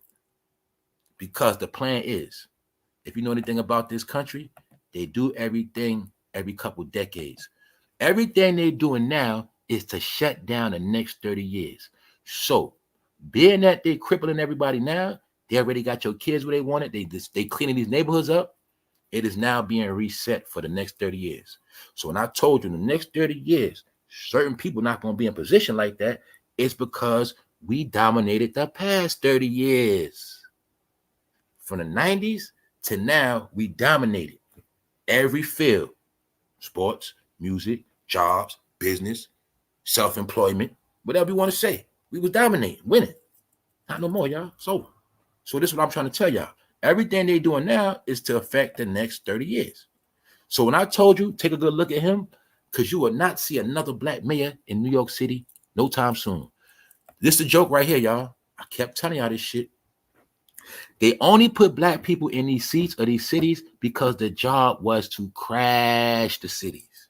And when they crash in these cities, that's also with some of the white people, they get to run off with all the money. They get to run off with a lot of shit. Meanwhile, you're going to see the same pattern. Somehow you're going to see Chicago. When that Lightfoot got in office, somehow y'all kept catching a lot of fucking hell. You'll see it clear as day. New York, you're going to see something. See, we all hated Rudolph Giuliani, but what was Giuliani claim to fame? Cleaning them streets up, right? When Giuliani was in office, what did New York show us? They showed us that they could stop crime whenever they want to, because we all should know that the New York Police Department is really a fucking army. If you don't know that by now, I don't know what to tell you. They can stop whenever they want to stop. I knew this a long time ago. But you're going to see something, New York. Magically, when a Negro was in the seat, the city has become worse than you ever saw it in your life. Now, you think that's by coincidence? Or do you think it was a stand down? Stand down, y'all. Stand down. Anybody know what stand down mean? You know what that means. Then I was looking at, they always do this in cycles. They're crashing these cities to get you out. Once you leave, rent goes up, new people come in, business back booming. That is the plan. All right. His job was to dispose of the blacks and Puerto Ricans and Dominicans and everybody else, get their ass out of here. And then when it's all said and done, they're going to lock his ass up too. They're going to embarrass that nigga. And guess what else? Don't forget, if that immigration thing come up in election, he's going to get the blame for New York. He's going to get the blame, period. And I already, so I'm going to tell you again, for those who are stupid or slow, don't want to get it through their head, behind the scenes, Trump really runs New York. It has always been like that. You will clearly see anybody ever came in that New York City office had to go pay homage to Trump. And if you don't understand New York history, you're never going to get it. He is going to take the L for messing up New York, y'all. You watch what I tell you. Don't forget, also, they said 400,000 people been fled New York two years ago. The other percentage, they went and got legal handguns. They went and got strapped. So, yeah, that happened under his watch. Also, his homeboy, Bishop Lamar Whitehead, robbed Brooklyn. Yes, he did. Don't forget, rappers like Mano, Fabio Foreign, they all work with him. Eric B. and Rakim, all of them work with him. All the rappers in pocket, he paid them all off so they won't go against him. All right? So he's the reason why the black experience in New York about to be over with. All right? That's what's going to happen, man. So now y'all see it. So he's considered an incompetent dummy. People in his entourage having sex. Then they slander her, say she had a goddamn sugar daddy. What kind of shit is that? Slander. All right? They're showing you a pattern. These people are incompetent. And their kids are incompetent. That shit don't matter if they got college degrees. It don't matter if they got them in an AKA in a sorority. It don't matter, goddamn it, what they got. They still cannot leave their Negro ways alone. See that? It's no coincidence. Is it a coincidence? No, it's not. They got two Negroes for the price of one. You don't think them so-called racist people be watching this shit a different way? You don't think this shit make them mad when you goddamn well know you from the Klan and you a white man in Georgia and you got to watch these Negroes mess up my goddamn state like this? Yeah, that's the shit they're going to use. And also they telling you, hey, black people, when a white person get in office, don't be mad. Don't talk that racist stuff. We gave y'all black people. That's what this is about. We already gave y'all Obama. We gave him to y'all 8 years. We gave y'all mayors, y'all governors. We gave y'all what y'all want. We don't want to hear that race stuff no more. Bingo. Hopefully you getting it. So on that note, you ain't going to see this no more. So I'm going to tell you like this. Now, if I'm wrong, y'all check me. Also, don't forget, I'm not going to forget that black mayor, Keisha Bottoms, that also helped ruin Atlanta. So I'm going to tell y'all again. If Atlanta get another black mayor, you holler at me. Chicago, all these places, when it's all said and done, when it's all white again, holler at me, all right? Or if it's not, you let me know. And I'm going to prove to y'all, they're not going to put nobody black in these chairs for another minute. All right? And that's what I mean by the black experience is over with. All right? You had your turn. You didn't do too much. Somehow we still back to square one. Same old shit. Ain't nothing changed. It's called finesse, y'all. It's called fake reality. So now can you get it now? What changed, y'all? And I need, out of 1,000 people listening, people in the chat, I need somebody to please tell me, disrespect me, what has changed? What has changed in the past 100 years? You done seen marches. You done seen people get money. You done seen a lot of shit, but what changed? How come we always back to square one? Some kind of way. Hold up. What's up, Sarah? People don't know how many poor fam Giuliani helped. They been moving stuff to get, okay, got you. Like that silent film. People vote for them because they're black. None of them did nothing. Correct. What's up, Sister T? Nothing. What up, Leonard? Not a damn thing. Right now, for real, we got to look at this shit, man. This is what I've been trying to show people. Like, man, I had to learn this shit. You run around your whole life. You call yourself getting money. You call yourself taking care of your family. I'm going to do this. I'm going to do that. You do everything right. I done did everything right and came out wrong. I done did wrong shit and came out right. That's why I know everything is fake. right? But we sold these fucking dreams. And then, right, sometimes we be in the middle of the dream, but we still don't even know it's a dream. Meaning, Takeoff might have made it, but he had no idea it was not going to last forever. That's my point. He did not know in the end. Let's not forget this, because I spoke about all this, did the breakdown. Make sure y'all check it out. I did Takeoff, Who Killed Takeoff, the movie. I did a whole bunch of shit. Takeoff, yeah. My point is this.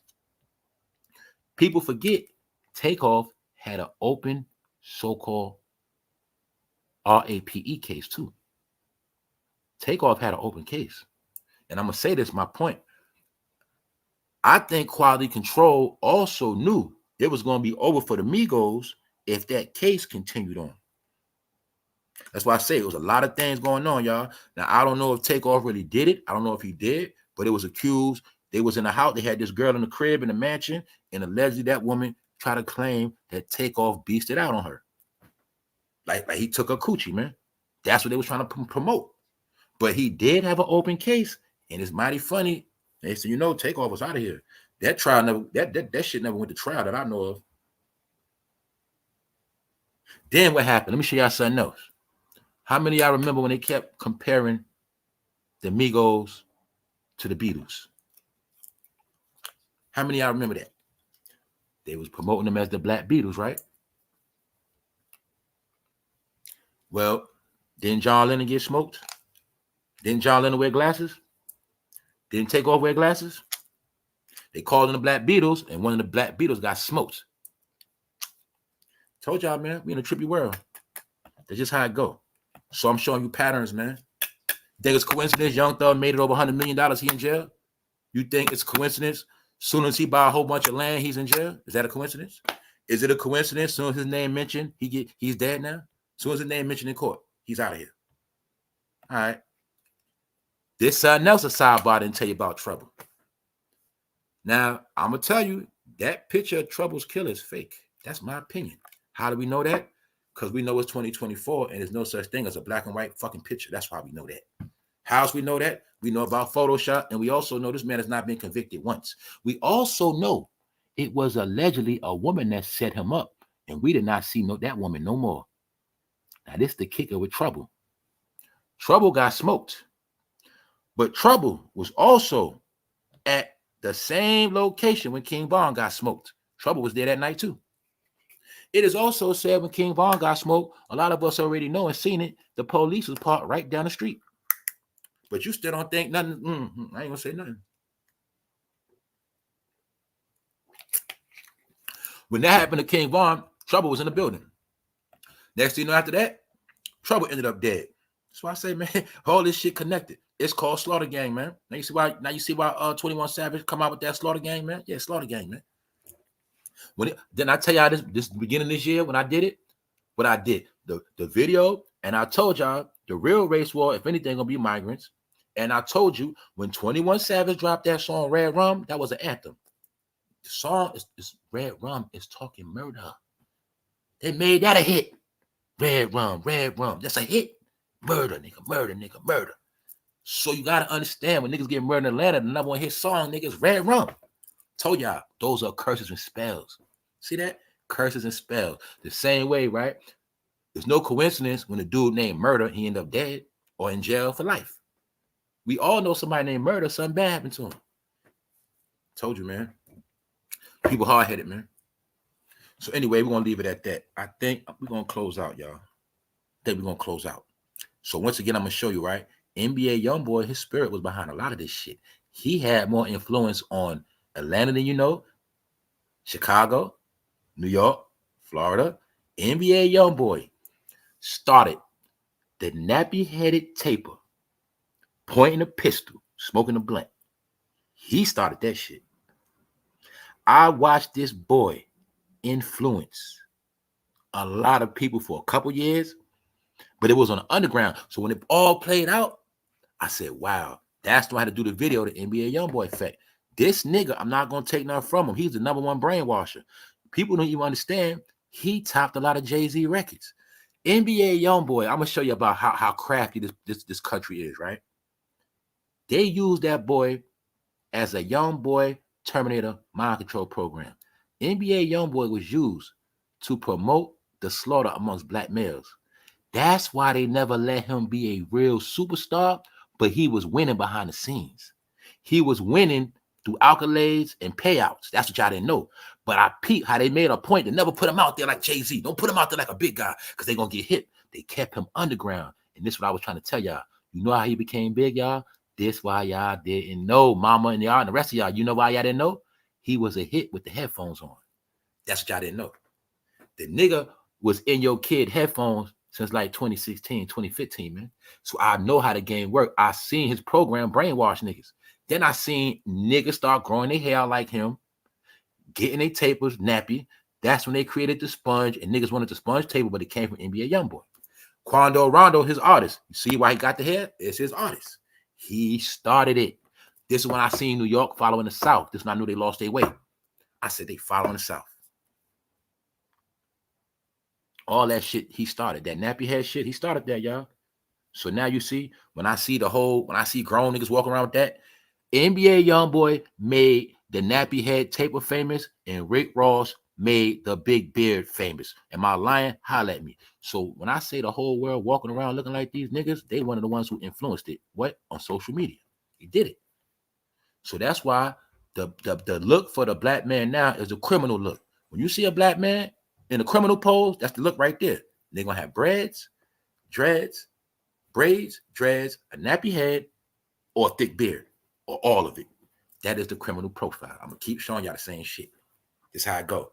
If you took both of these guys together on the street and say both of them had on polo shirts, button downs, who's going to be the suspected criminal first? It's going to be him. If he's riding the car with the dreads, the beards, he's the one getting pulled over first. Why? The other one, he might be in the military. He might be coming from work. He might, you know what I'm saying? That right there says gun, weed, something. He got something going on. They also know he don't got no real job like that because he got them dreads. He got them beards. So if he got a job, he probably work labor. He probably sell drugs on the side. He ain't got no real job. That's how they look at that shit. You know what I'm saying? Criminal profile. So I'm telling you, they made the criminal profile regular. That's the world we in. Get it? Y'all don't understand that. So being that we in that world, I'm showing you for some reason. Now I said out of all nations, out of all races, why do one people gotta look where you can look at them and tell who they are? It's like they made this look where you everybody else just do them looking different and shit. Every race within the race looking different, but this one race, all of them look the same. So I'm trying to figure out what is this? Because I'm seeing rich niggas on TV. I seen Michael Irvin. He's over 50. That man used to rock a fade. He got his whole head nappy. Keyshawn, his head nappy. I'm watching Paul Pierce, all these niggas over 40, they head nappy, but you got to understand, right? I'm watching TV like I don't know them. So I'm seeing 3 black men on one stage, all of them got nappy hair. And I'm like, wow, you niggas didn't do that before. Then I'm thinking, it's the real truth. I'm like, yo, this style been out for about 8 years now, y'all. So I be thinking, when is niggas gonna stop the nappy hair shit? I'm not trying to diss it. I'm showing you the nappy hair now is being judged against you. Other people in the country, other people been told narratives on you. You come from slaves. If you pull up a picture from a slave, you're going to see a nappy head. It's something else going on where they're trying to show these people did not advance as people, as a culture. They're still wearing their hair like their ancestors. They're still doing the same shit. They're still killing each other. We gave them, they fought for their voters' rights. Okay. Not only did we acknowledge their rights, we gave them seats and chairs. They messed that up. We gave them cities to do their thing. They couldn't do that right. People getting killed at public establishments. All right. Public establishments getting killed. We gave them everything they wanted. What did we get back? So now it's no more crying. And we're going to leave it at that. Now I must close out with Mr. Kendrick. I almost forgot about this nobody. Kendrick Lamar's his name. Now I'm going to prove to y'all again that Kendrick Lamar was only pulling internet shenanigans. I'm going to prove again, if it wasn't for him clout chasing Drake in a fake beef out of nowhere, his career would have still been on ice. Now I'm going to prove to you and let the white man show you to your face. Kendrick Lamar fans mad at Not Like Us losing Song of the Summer to Post Malone. And to make this shit so real, I've never even heard Post Malone's song. But that's my proof that his name is Kendrick Lamar. He was pulling stunts. He's Dr. Dre boyfriend. He's an artist with Jimmy Iovine, Interscope Records. You have to make money. All right. He's tried to be a fake Tupac and start a beef. The shit only lasted a minute. They want to try to believe Drake's career is over with. It never stopped. He's still winning with the women. The song with him and Sexy Red still a hit.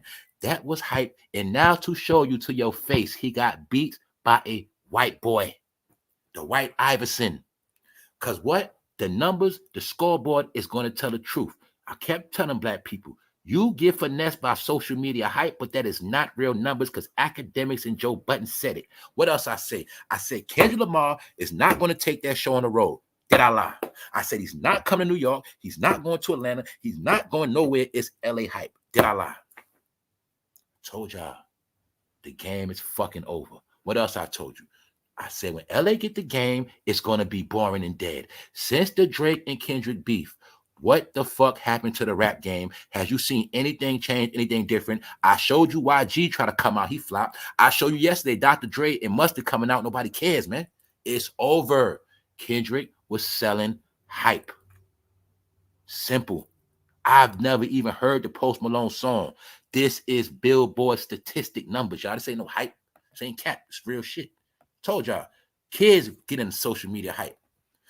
People that listen to, then I keep telling y'all, listen to dumbass Joe Budden, academic. How many times I got to tell y'all they not real people?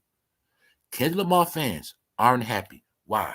His fans are under his cult.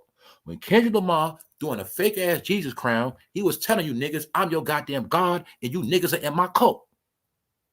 That's what happened. So his fans are mad because his fans are not in reality. They don't know he was not winning for real. You want to know how I really know? I'll tell you another way I know, goddammit. Because whenever I use his hashtag, that shit will make the video slow. All right. If I made a video with him right now and hashtag Kendrick Lamar, shit ain't gonna go nowhere. That's how I know who have real traction. Trust me, I know the game. So look, I'm about to get up out of here. Kendrick fans aren't happy that Post Malone. I had some help. Hold up. The song, I guess, is called I Had Some Help. Has been crowned. The song has been crowned Song of the Summer over his hit Drake diss Not Like Us. Something like that. Anyway, man, look. Billboard. We're talking Billboard, all right? They the ones who keep the scoreboard. They the ones who give you a platinum plaque. They the ones who know exactly how much you sold and how much of a star you are. Billboard awarded the title to Post Malone's country collaboration with Morgan Wallen on Wednesday as they unveiled their songs of the summer. Now, this is what Post Malone did. Post Malone, once again, he used black people to get on his nuts, make him a star, White Iverson, and then he turned back white. Cowboy music. But he already got stamped as a rapper. This is what I kept telling you. They dumb down rap so anybody could do it. The next guy in his spot is Jack Harlow. Jack Harlow is a white boy that sound black, and I'm pretty sure you heard him, and you wouldn't even know he was white because that was also part of my sign that rap was over. So now you see, Kendrick Lamar, his only song is Not Like Us. It's a gimmick. He's dissing Drake, the hottest rapper that was in the game. He clout chased the man. Okay, he got a buzz. Okay, you're back, Kendrick.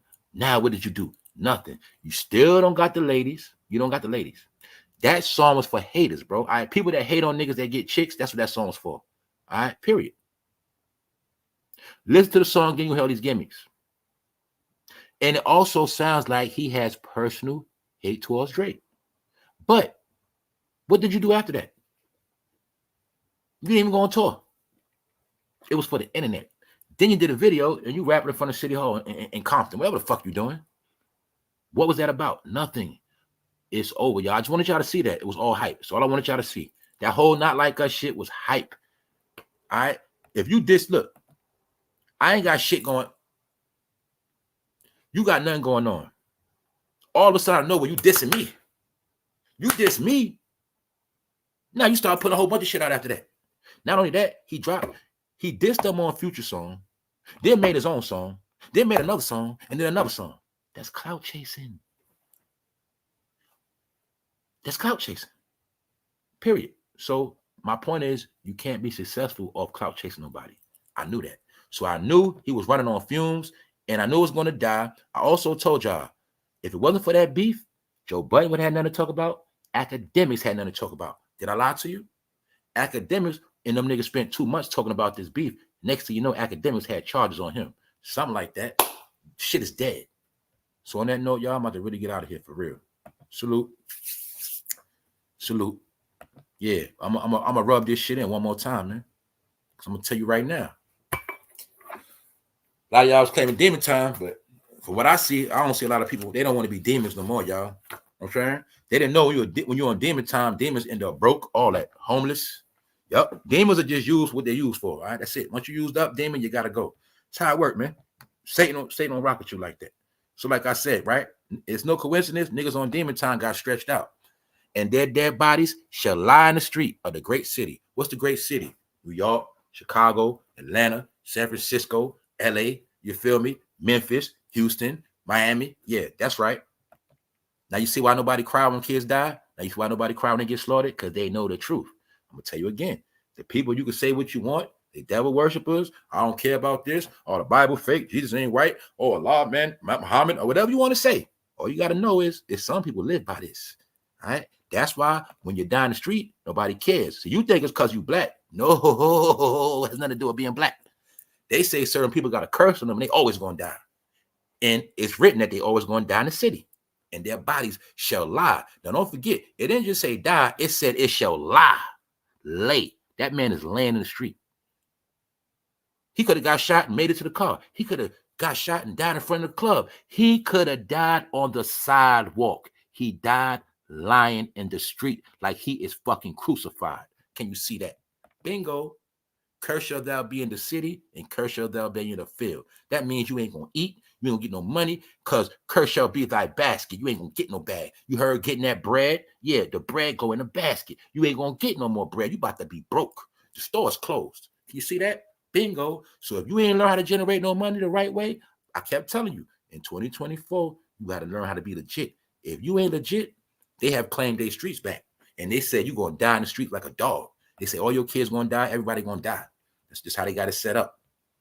So when I told y'all, don't worry about no race riot, don't worry about no clan members. No, they got it set up for you to take each other out and be like laying like dogs in the street. It's already set up like that. All right. So on that note, about to get out of here. Another one done.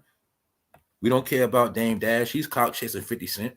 We use Dame Dash to teach a lesson on humility. He showed us. When we look up arrogance, it should be a picture of Dame Dash right there. Or it should say Dame Dash / arrogant. His name should be there. Because this man showed us how you could be over 30 million. And when it's all said and done, you only got 100,000. Something like that. This man is about to sell his children's inheritance. His percentage of the rock. That is his children's inheritance. He is no different from a so-called crackhead parent that had put up a whole lot of money for their kids and then went to the bank to get the money so they could smoke it up. That's what he doing. Same shit. But we got a diss Dame. This nigga portrayed us like he was so smart in business. I actually thought this man was smart a long time. I thought he was smart. Kind of find out, y'all, this nigga was just mimicking Russell Simmons. He was just cloning Russell Simmons. That's all he was doing. Nothing. I think the Rockefeller deal got hooked up through Russell Simmons. As far as the clothes, I think Russell Simmons hooked that up. Def Jam made them bigger than what they was, y'all. I'm telling you what happened was Def Jam did that shit. Mind you, Jay-Z, Dame, and Biggs were splitting money 3 ways. In the beginning, Jay-Z wasn't getting no real money. That's why he left too. They were splitting up money like the Migos. That's the truth. And Dame was really pimping the bag because he was the CEO. But Jay-Z had to do all the work. So Jay-Z got hip. Damn, these niggas pimping me. Let me leave these niggas alone. Because remember, Jay-Z had to do all the work. That's what I kept telling people. Think I be playing. No, man. See, Dame had Jay-Z doing what Jay-Z got Beyonce doing. When they built the Rock, you forgot Jay-Z had to do all the work. He was doing all the rapping on tour. Dame was just getting a video, getting paid. He had to do shit. Dame had the college education to let him articulate the deals at the table with the white man. You feel me? Dame got the deal because he knew. He had a little vision, but he knew how to talk. I'm pretty sure Dame was in a fraternity and he had to shake hands, go in certain rooms. He got the deal done. You feel me? But the point is, you'll see, And all them first albums, all that shit Jay-Z was doing, that's when Dame was making free money off Jay-Z. They was pimping his ass. Because, yeah, Jay-Z had a percentage in a company, but he was the one that had to do the work. They get it? So he was really getting pimped. So when he peaked Game, that's why he said, fuck y'all, and got out that Def Jam shit. You know what I'm saying? That's what that was about. He was, when Jay-Z did all that, he was doing that to Dame. Plus, he seen Dame. Remember this. Remember Dame put on Cam, Beanie, without telling Jay-Z? That's when he was treating Jay-Z like a fucking flunky. I ain't got to holler at you about nothing. Nigga, you just gonna rap. That's what happened. So Jay-Z he got hit. Plus, niggas know Jay-Z got eaten by Nas. They know what happened. Even Dame said that out of his mouth recent. They knew what happened. A lot of people know when Nas did that to Jay-Z, that was the start of his ending back then. That's why I told y'all after that fool wanted to change clothes. He ain't want to rap no more like that. He started playing the businessman role on him to switch it up. See, Jay-Z's a magician. Niggas beat me at rap, I turn into a businessman. All right? That's how it works. I got to stay ahead of these niggas. You know what I'm saying? Yeah, no, nigga. Jay-Z, Nas basically ran you off. That's what happened. You got ran off. You know what I'm saying? He dissed him. When he dissed that man looks, he dissed that man whole rap persona. He destroyed him. I'm sorry. That's what happened, man. He hurt his pride. I think Nas really hurt his pride, man. So to get Nas back, every time Nas came out, Jay-Z would drop a project. Fuck with him. Y'all know they was trolling him. Every time Nas about to drop, Jay-Z would drop some shit. For those who don't know, that's street shit. That's street shit. That's New York shit. You feel me? You about to come on the block with your work? I'm gonna put my work out there. Take time. You think you're gonna get some money? Now I'm about to put my workers on your block. You know what I'm saying? That's how that goes. Jay-Z was doing a little fuck shit to him. So anyway, you see, he only sided with Nas. Well, when Jay-Z sided with Nas, that was really his way of making Nas bow down. That's what he did. Jay-Z is smart. He knew he had to dictate history. See, if he never would have got Nas to come on stage and shake his hand, on the record, the books would have said, basically, after Ether, Jay-Z went into business, and that was that after that. But he had to get that footage of Nas bowing back down to him. See that? No, guess who else did it? Remember when Drake destroyed Meek? Told you, that's when I really started respecting Drake. I didn't respect Drake before that. But when he destroyed Meek, I respected him. What did he do after he destroyed Meek? Years later, made Meek come back on the stage and kiss the ring. Made Meek pop, make Meek. You see what I'm saying? When you get eaten by a nigga, you don't come back and apologize, but that's what Drake did to Meek. So even back then, I started peeping Meek was a fraud and a weak nigga. Because Drake made him bow down. That's facts. You know what I'm saying?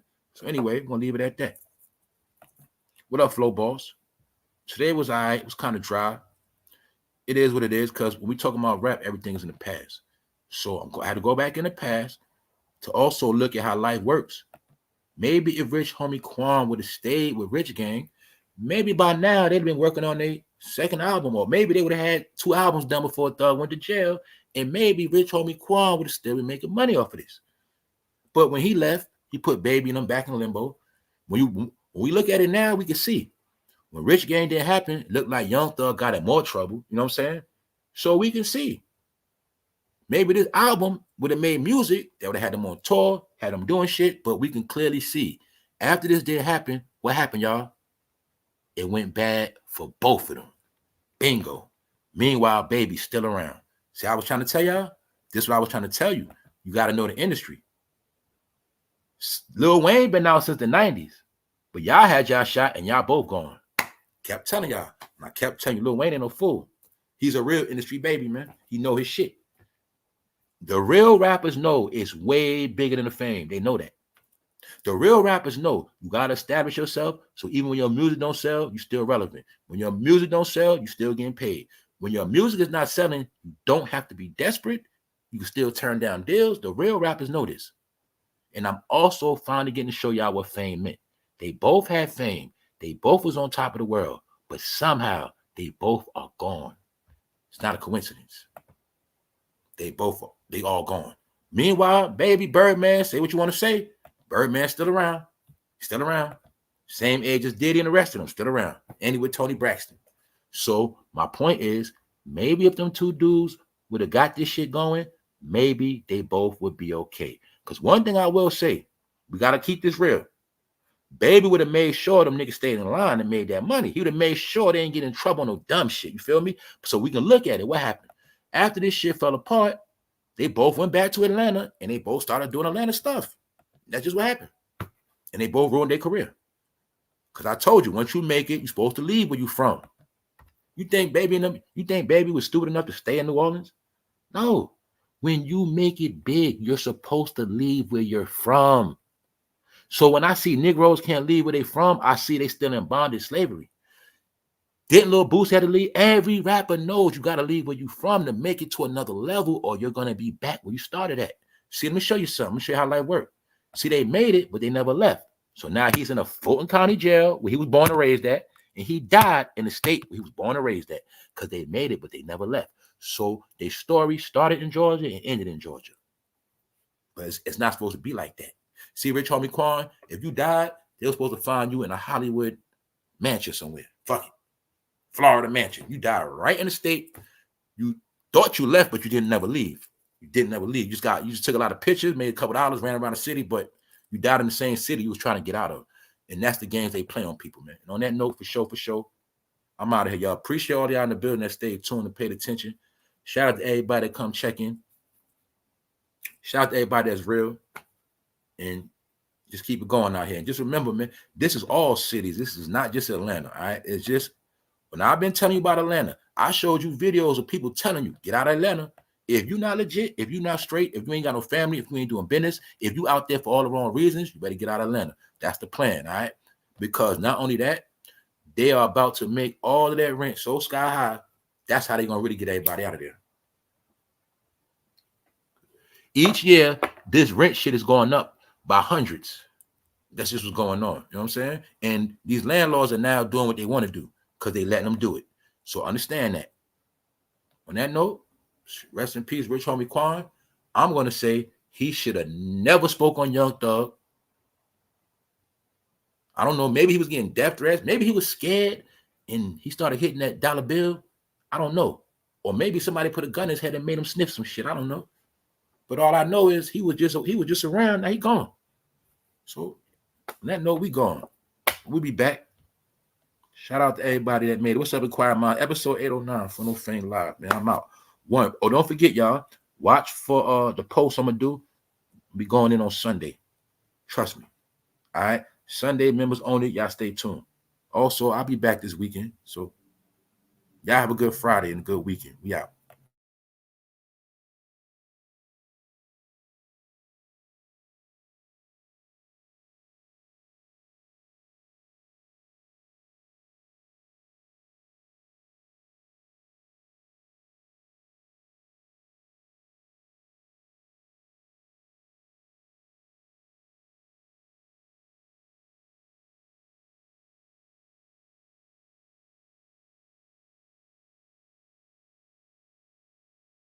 What's up, Lavish?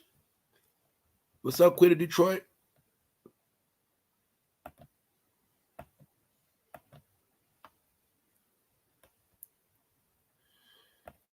Now, it sound good. I mean, niggas can run with that pedophile stuff on Drake, but at the end of the day, Drake got the women, bro. I'm just going to be honest with you. He do. Put it like this. If you don't go to clubs, you ain't going to understand it. Anybody go to the club already know what's up with Drake and the women, man. You know what I'm saying? It just is what it is, bro. And it is what it is. You know what I'm saying? Now, mind you, I don't spare nobody. But see, I don't do that speculating shit. You know what I'm saying? Certain things I don't play with.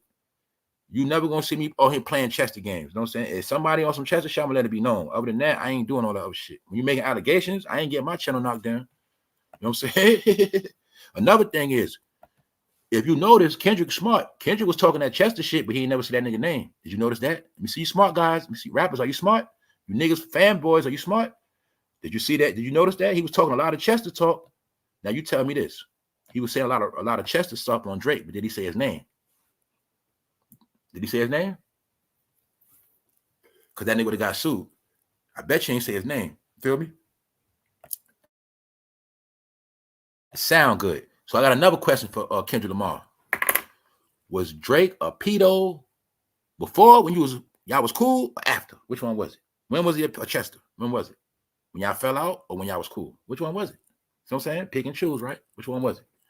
Showing you, man, I don't follow rappers. Rappers are dummies. All right. Are you mad because Drake turned down a feature? Now he all this and that? Because y'all was cool. I don't show the picture when they first started together. They were best friends. They've been rocking. What happened? Is it because he wouldn't do no features? I know that's why the New York rappers got mad at him because he wouldn't deal with their ass. So it is what it is. So that's all. But I'm not. Let me tell y'all something, man.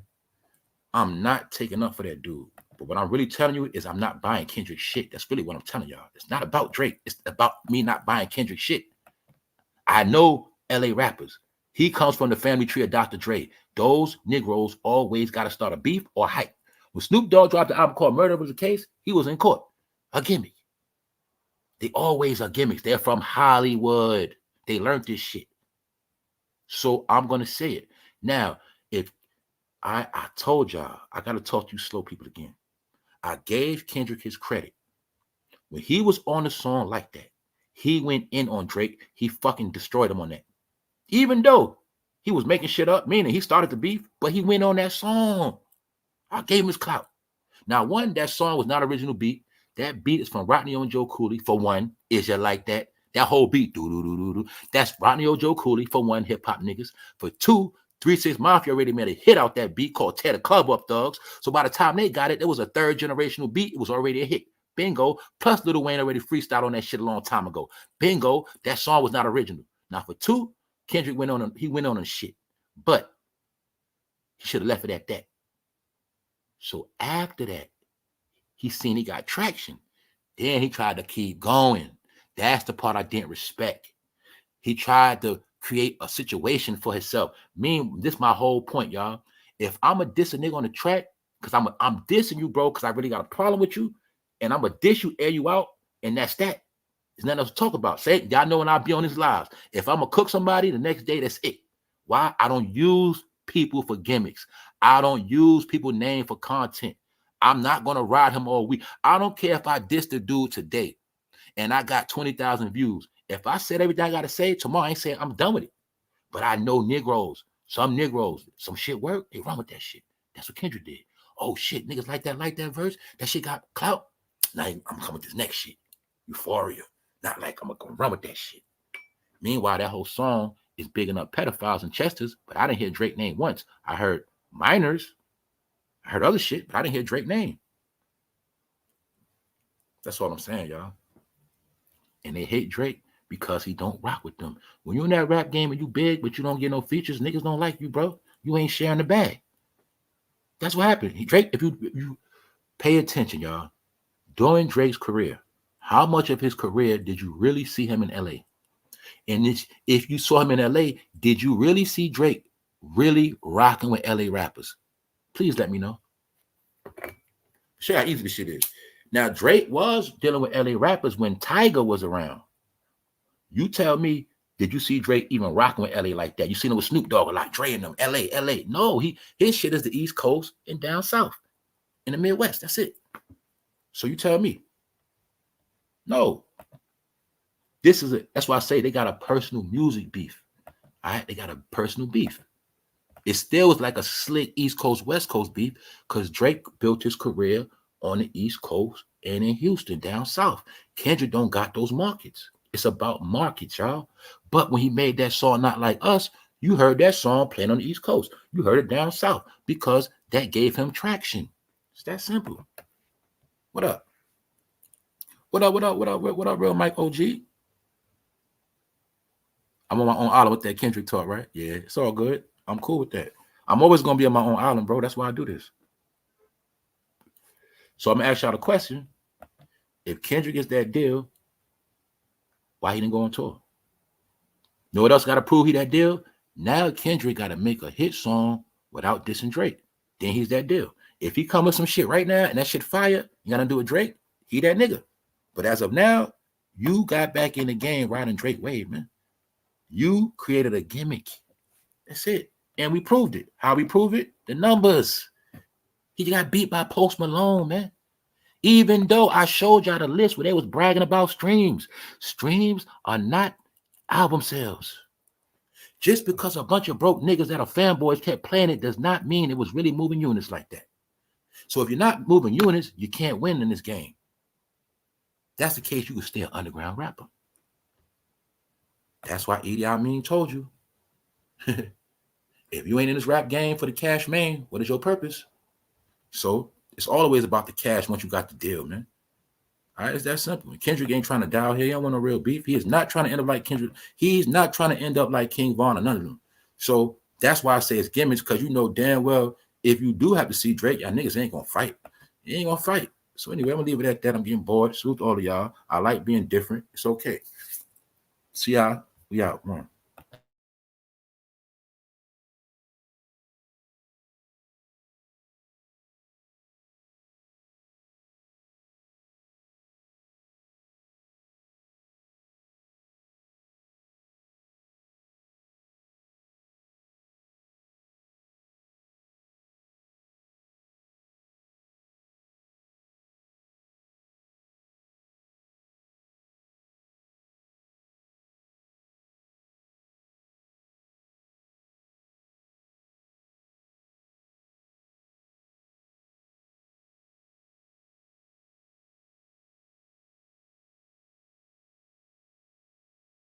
You know what it is too? I think, you know, we just so thirsty for rap, man. Niggas would just take anything that's opposite of this stuff. I think is just, you know, that's what it really is too. You know, I think hip hop is so dry. You know, being that Kendrick is the closest thing to a rapper, I think that's what a lot of it got to do with it too. You know what I'm saying? But it's nobody gonna bring rap back. I don't care if Kendrick, Jay-Z, all them niggas do a track together on Dr. Dre beat. It's not coming back. You know what I'm saying? It's just not.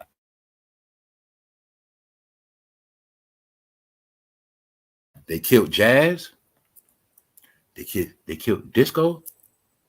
Then they tell you, man, how many times y'all heard the fucking cliche your whole life? How many times you heard it? You know, black people started rock and roll, right? You know, black people really started rock and roll. Where the black rock and rollers at now? They wiped them out, right?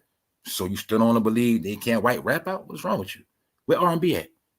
Who's the top R&B singer right now? I'm gonna watch this fucking chat. Who is the top R&B singer?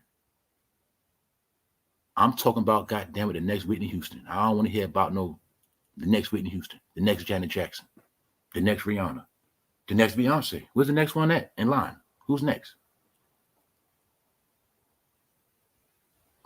I see y'all type your ass up, and I see y'all get quiet too. Who's the next top rapper? Who's the next Jay-Z? Who's the next CEO to be like Diddy? Who's the next 50 Cent? Who's the next Nelly? Who's the next rapper gonna sell 10 million plaques? Who's the next Fuji's gonna do 15 million? What group gonna do 15 million sales? Talk to me. What's up? Where they at? Them days over with. Y'all keep telling y'all it maxed out already. So until you can prove to me that somebody's coming up the line, it's not gonna happen. You gotta show me people next in line. I'm not talking about no half-ass limited person in a booth with a whole bunch of studio effects sounding good, looking good. I'm talking about, you know what I'm talking about. God damn, when that person sing, God damn it, you feel them. You know what I'm talking about. And stop it. That rapper that rap, when he rap, you fucking see them visions. When you hear that beat just do something to you. Where's that? I'm waiting. All right, I'm just trying to make sure I ain't tripping. Who's coming down the pipeline, man? You got to give me people coming up next. That means they have not created no next talent to come. That's all I'm saying, y'all. I'm just trying to be fair. Actors. Okay, let's go to actors. Who's the next actors? Who's going to be the next Denzel? The next Will Smith? Who's going to be the next Angela Bassett? Where they at? Let's keep it real. Where they at? We got to prove this. You got to give me the next couple artists in line. Now, Taraji P was in line, but they played her with the color purple. They shitted on her, let her know you ain't that important no more. Tiffany Haddish, you was never really that funny, but they let her know you ain't getting no more movies no more. Every last one of them got slandered and dissed. That was letting them know y'all will never be at the top. Jonathan Majors, he was on the come up. What happened to him? He got charges on him. He was next. He dealt with. So that's what I'm saying. Who's the next Wesley Snipes? Morgan Freeman. We talking about real actors now, y'all. Where they at? Forrest Whitaker. I could have sworn they was going to get a whole lot of actors from overseas. So you mean to tell me there's no more actors in America? Was they trying to say black people can't act no more? So now they got to get people from London to act black from the hood? Y'all the ones watch Snowfall with a British man acting like he from Compton. Y'all did that, not me. They also said in 50 Power, that black nigga, no, in BMF, that black nigga, what's his name, Lamar, they say he from Africa too, something like that, England. Y'all been watching niggas acting black, but ain't black. Same thing they did us, they tricked me with The Wire. Niggas thought Stringer Bell was black, that nigga was from London. That made his whole career. So my point is, they've been telling us they don't want no black actors, or they trying to say they can't. I don't know what it is. Then what happened? Omar, he ended up dead. Omar from the Wire. He was a black actor. He was good. He gone. So I'm showing you on every level, man. Hold up. Kiki is a Disney investment. Usher, see? Usher gonna be in court too. They're gonna make him tell his Diddy stories, man. That's what happened to him. All right, y'all. That's it. Oh, what about Tyler Perry? All right, boom. So since Tyler Perry so-called built Black Hollywood, since Tyler Perry been that dude, what did he do? What did he put out? And don't tell me that. I'm gonna tell you again. To me, every movie Tyler Perry put out is the same. He just changes the names. He just changes a few things in the environment. But to me, all his movies are the same. But you need to let me know, what did Tyler Perry really do since he got all that? What did he change the game? Did he come out with a blockbuster hit that the world respect, or just black people respect? Don't he got access to own networks, all these TV shows? No, Tyler Perry only exists in the black experience world. That's it. Outside of that, he means nothing. He just don't. All right. Yeah. Oh, y'all notice that? Y'all notice how on Netflix, they got a lot of British gangster movies now. I seen a movie where they had a Arab man in a house busting his gun. They showing everybody but black. I'm watching in my own eye. I'm like, yo, I can't watch this stuff. It's corny. But it's on purpose. They're getting these other people so they don't got to pay them, and they're getting them so you won't be the next star, because they say when we make it, we want to do all these negotiations. We want more money. Monique made that hot too. Don't forget that. When Monique was being unappreciative for that award, talking all that shit, they said, we'll fix her ass. Guess what, Monique? Now we just go get somebody from overseas, and they'll be happy to play any role we got for them. Bingo. Told you, man. That's what happened, man. They got tired of people's mouth. Even though Monique cried about Netflix and then still went back and did a deal with them, even though she trashed Lee Daniels, still went back to Netflix and worked with Lee Daniels again. Why? Because she realized she black and she ain't going to fucking get no other jobs. That's what happened. All right? So whenever you quit your job and you got to go back, that means you was fucked up and you could not make it. You got to come back. When you leave a relationship, call yourself, it's over, but you come back, that really means you couldn't find other relationships to work and you couldn't make nothing else happen, so you had to backtrack. That's what it means. Backtrack is part of failure. That's it.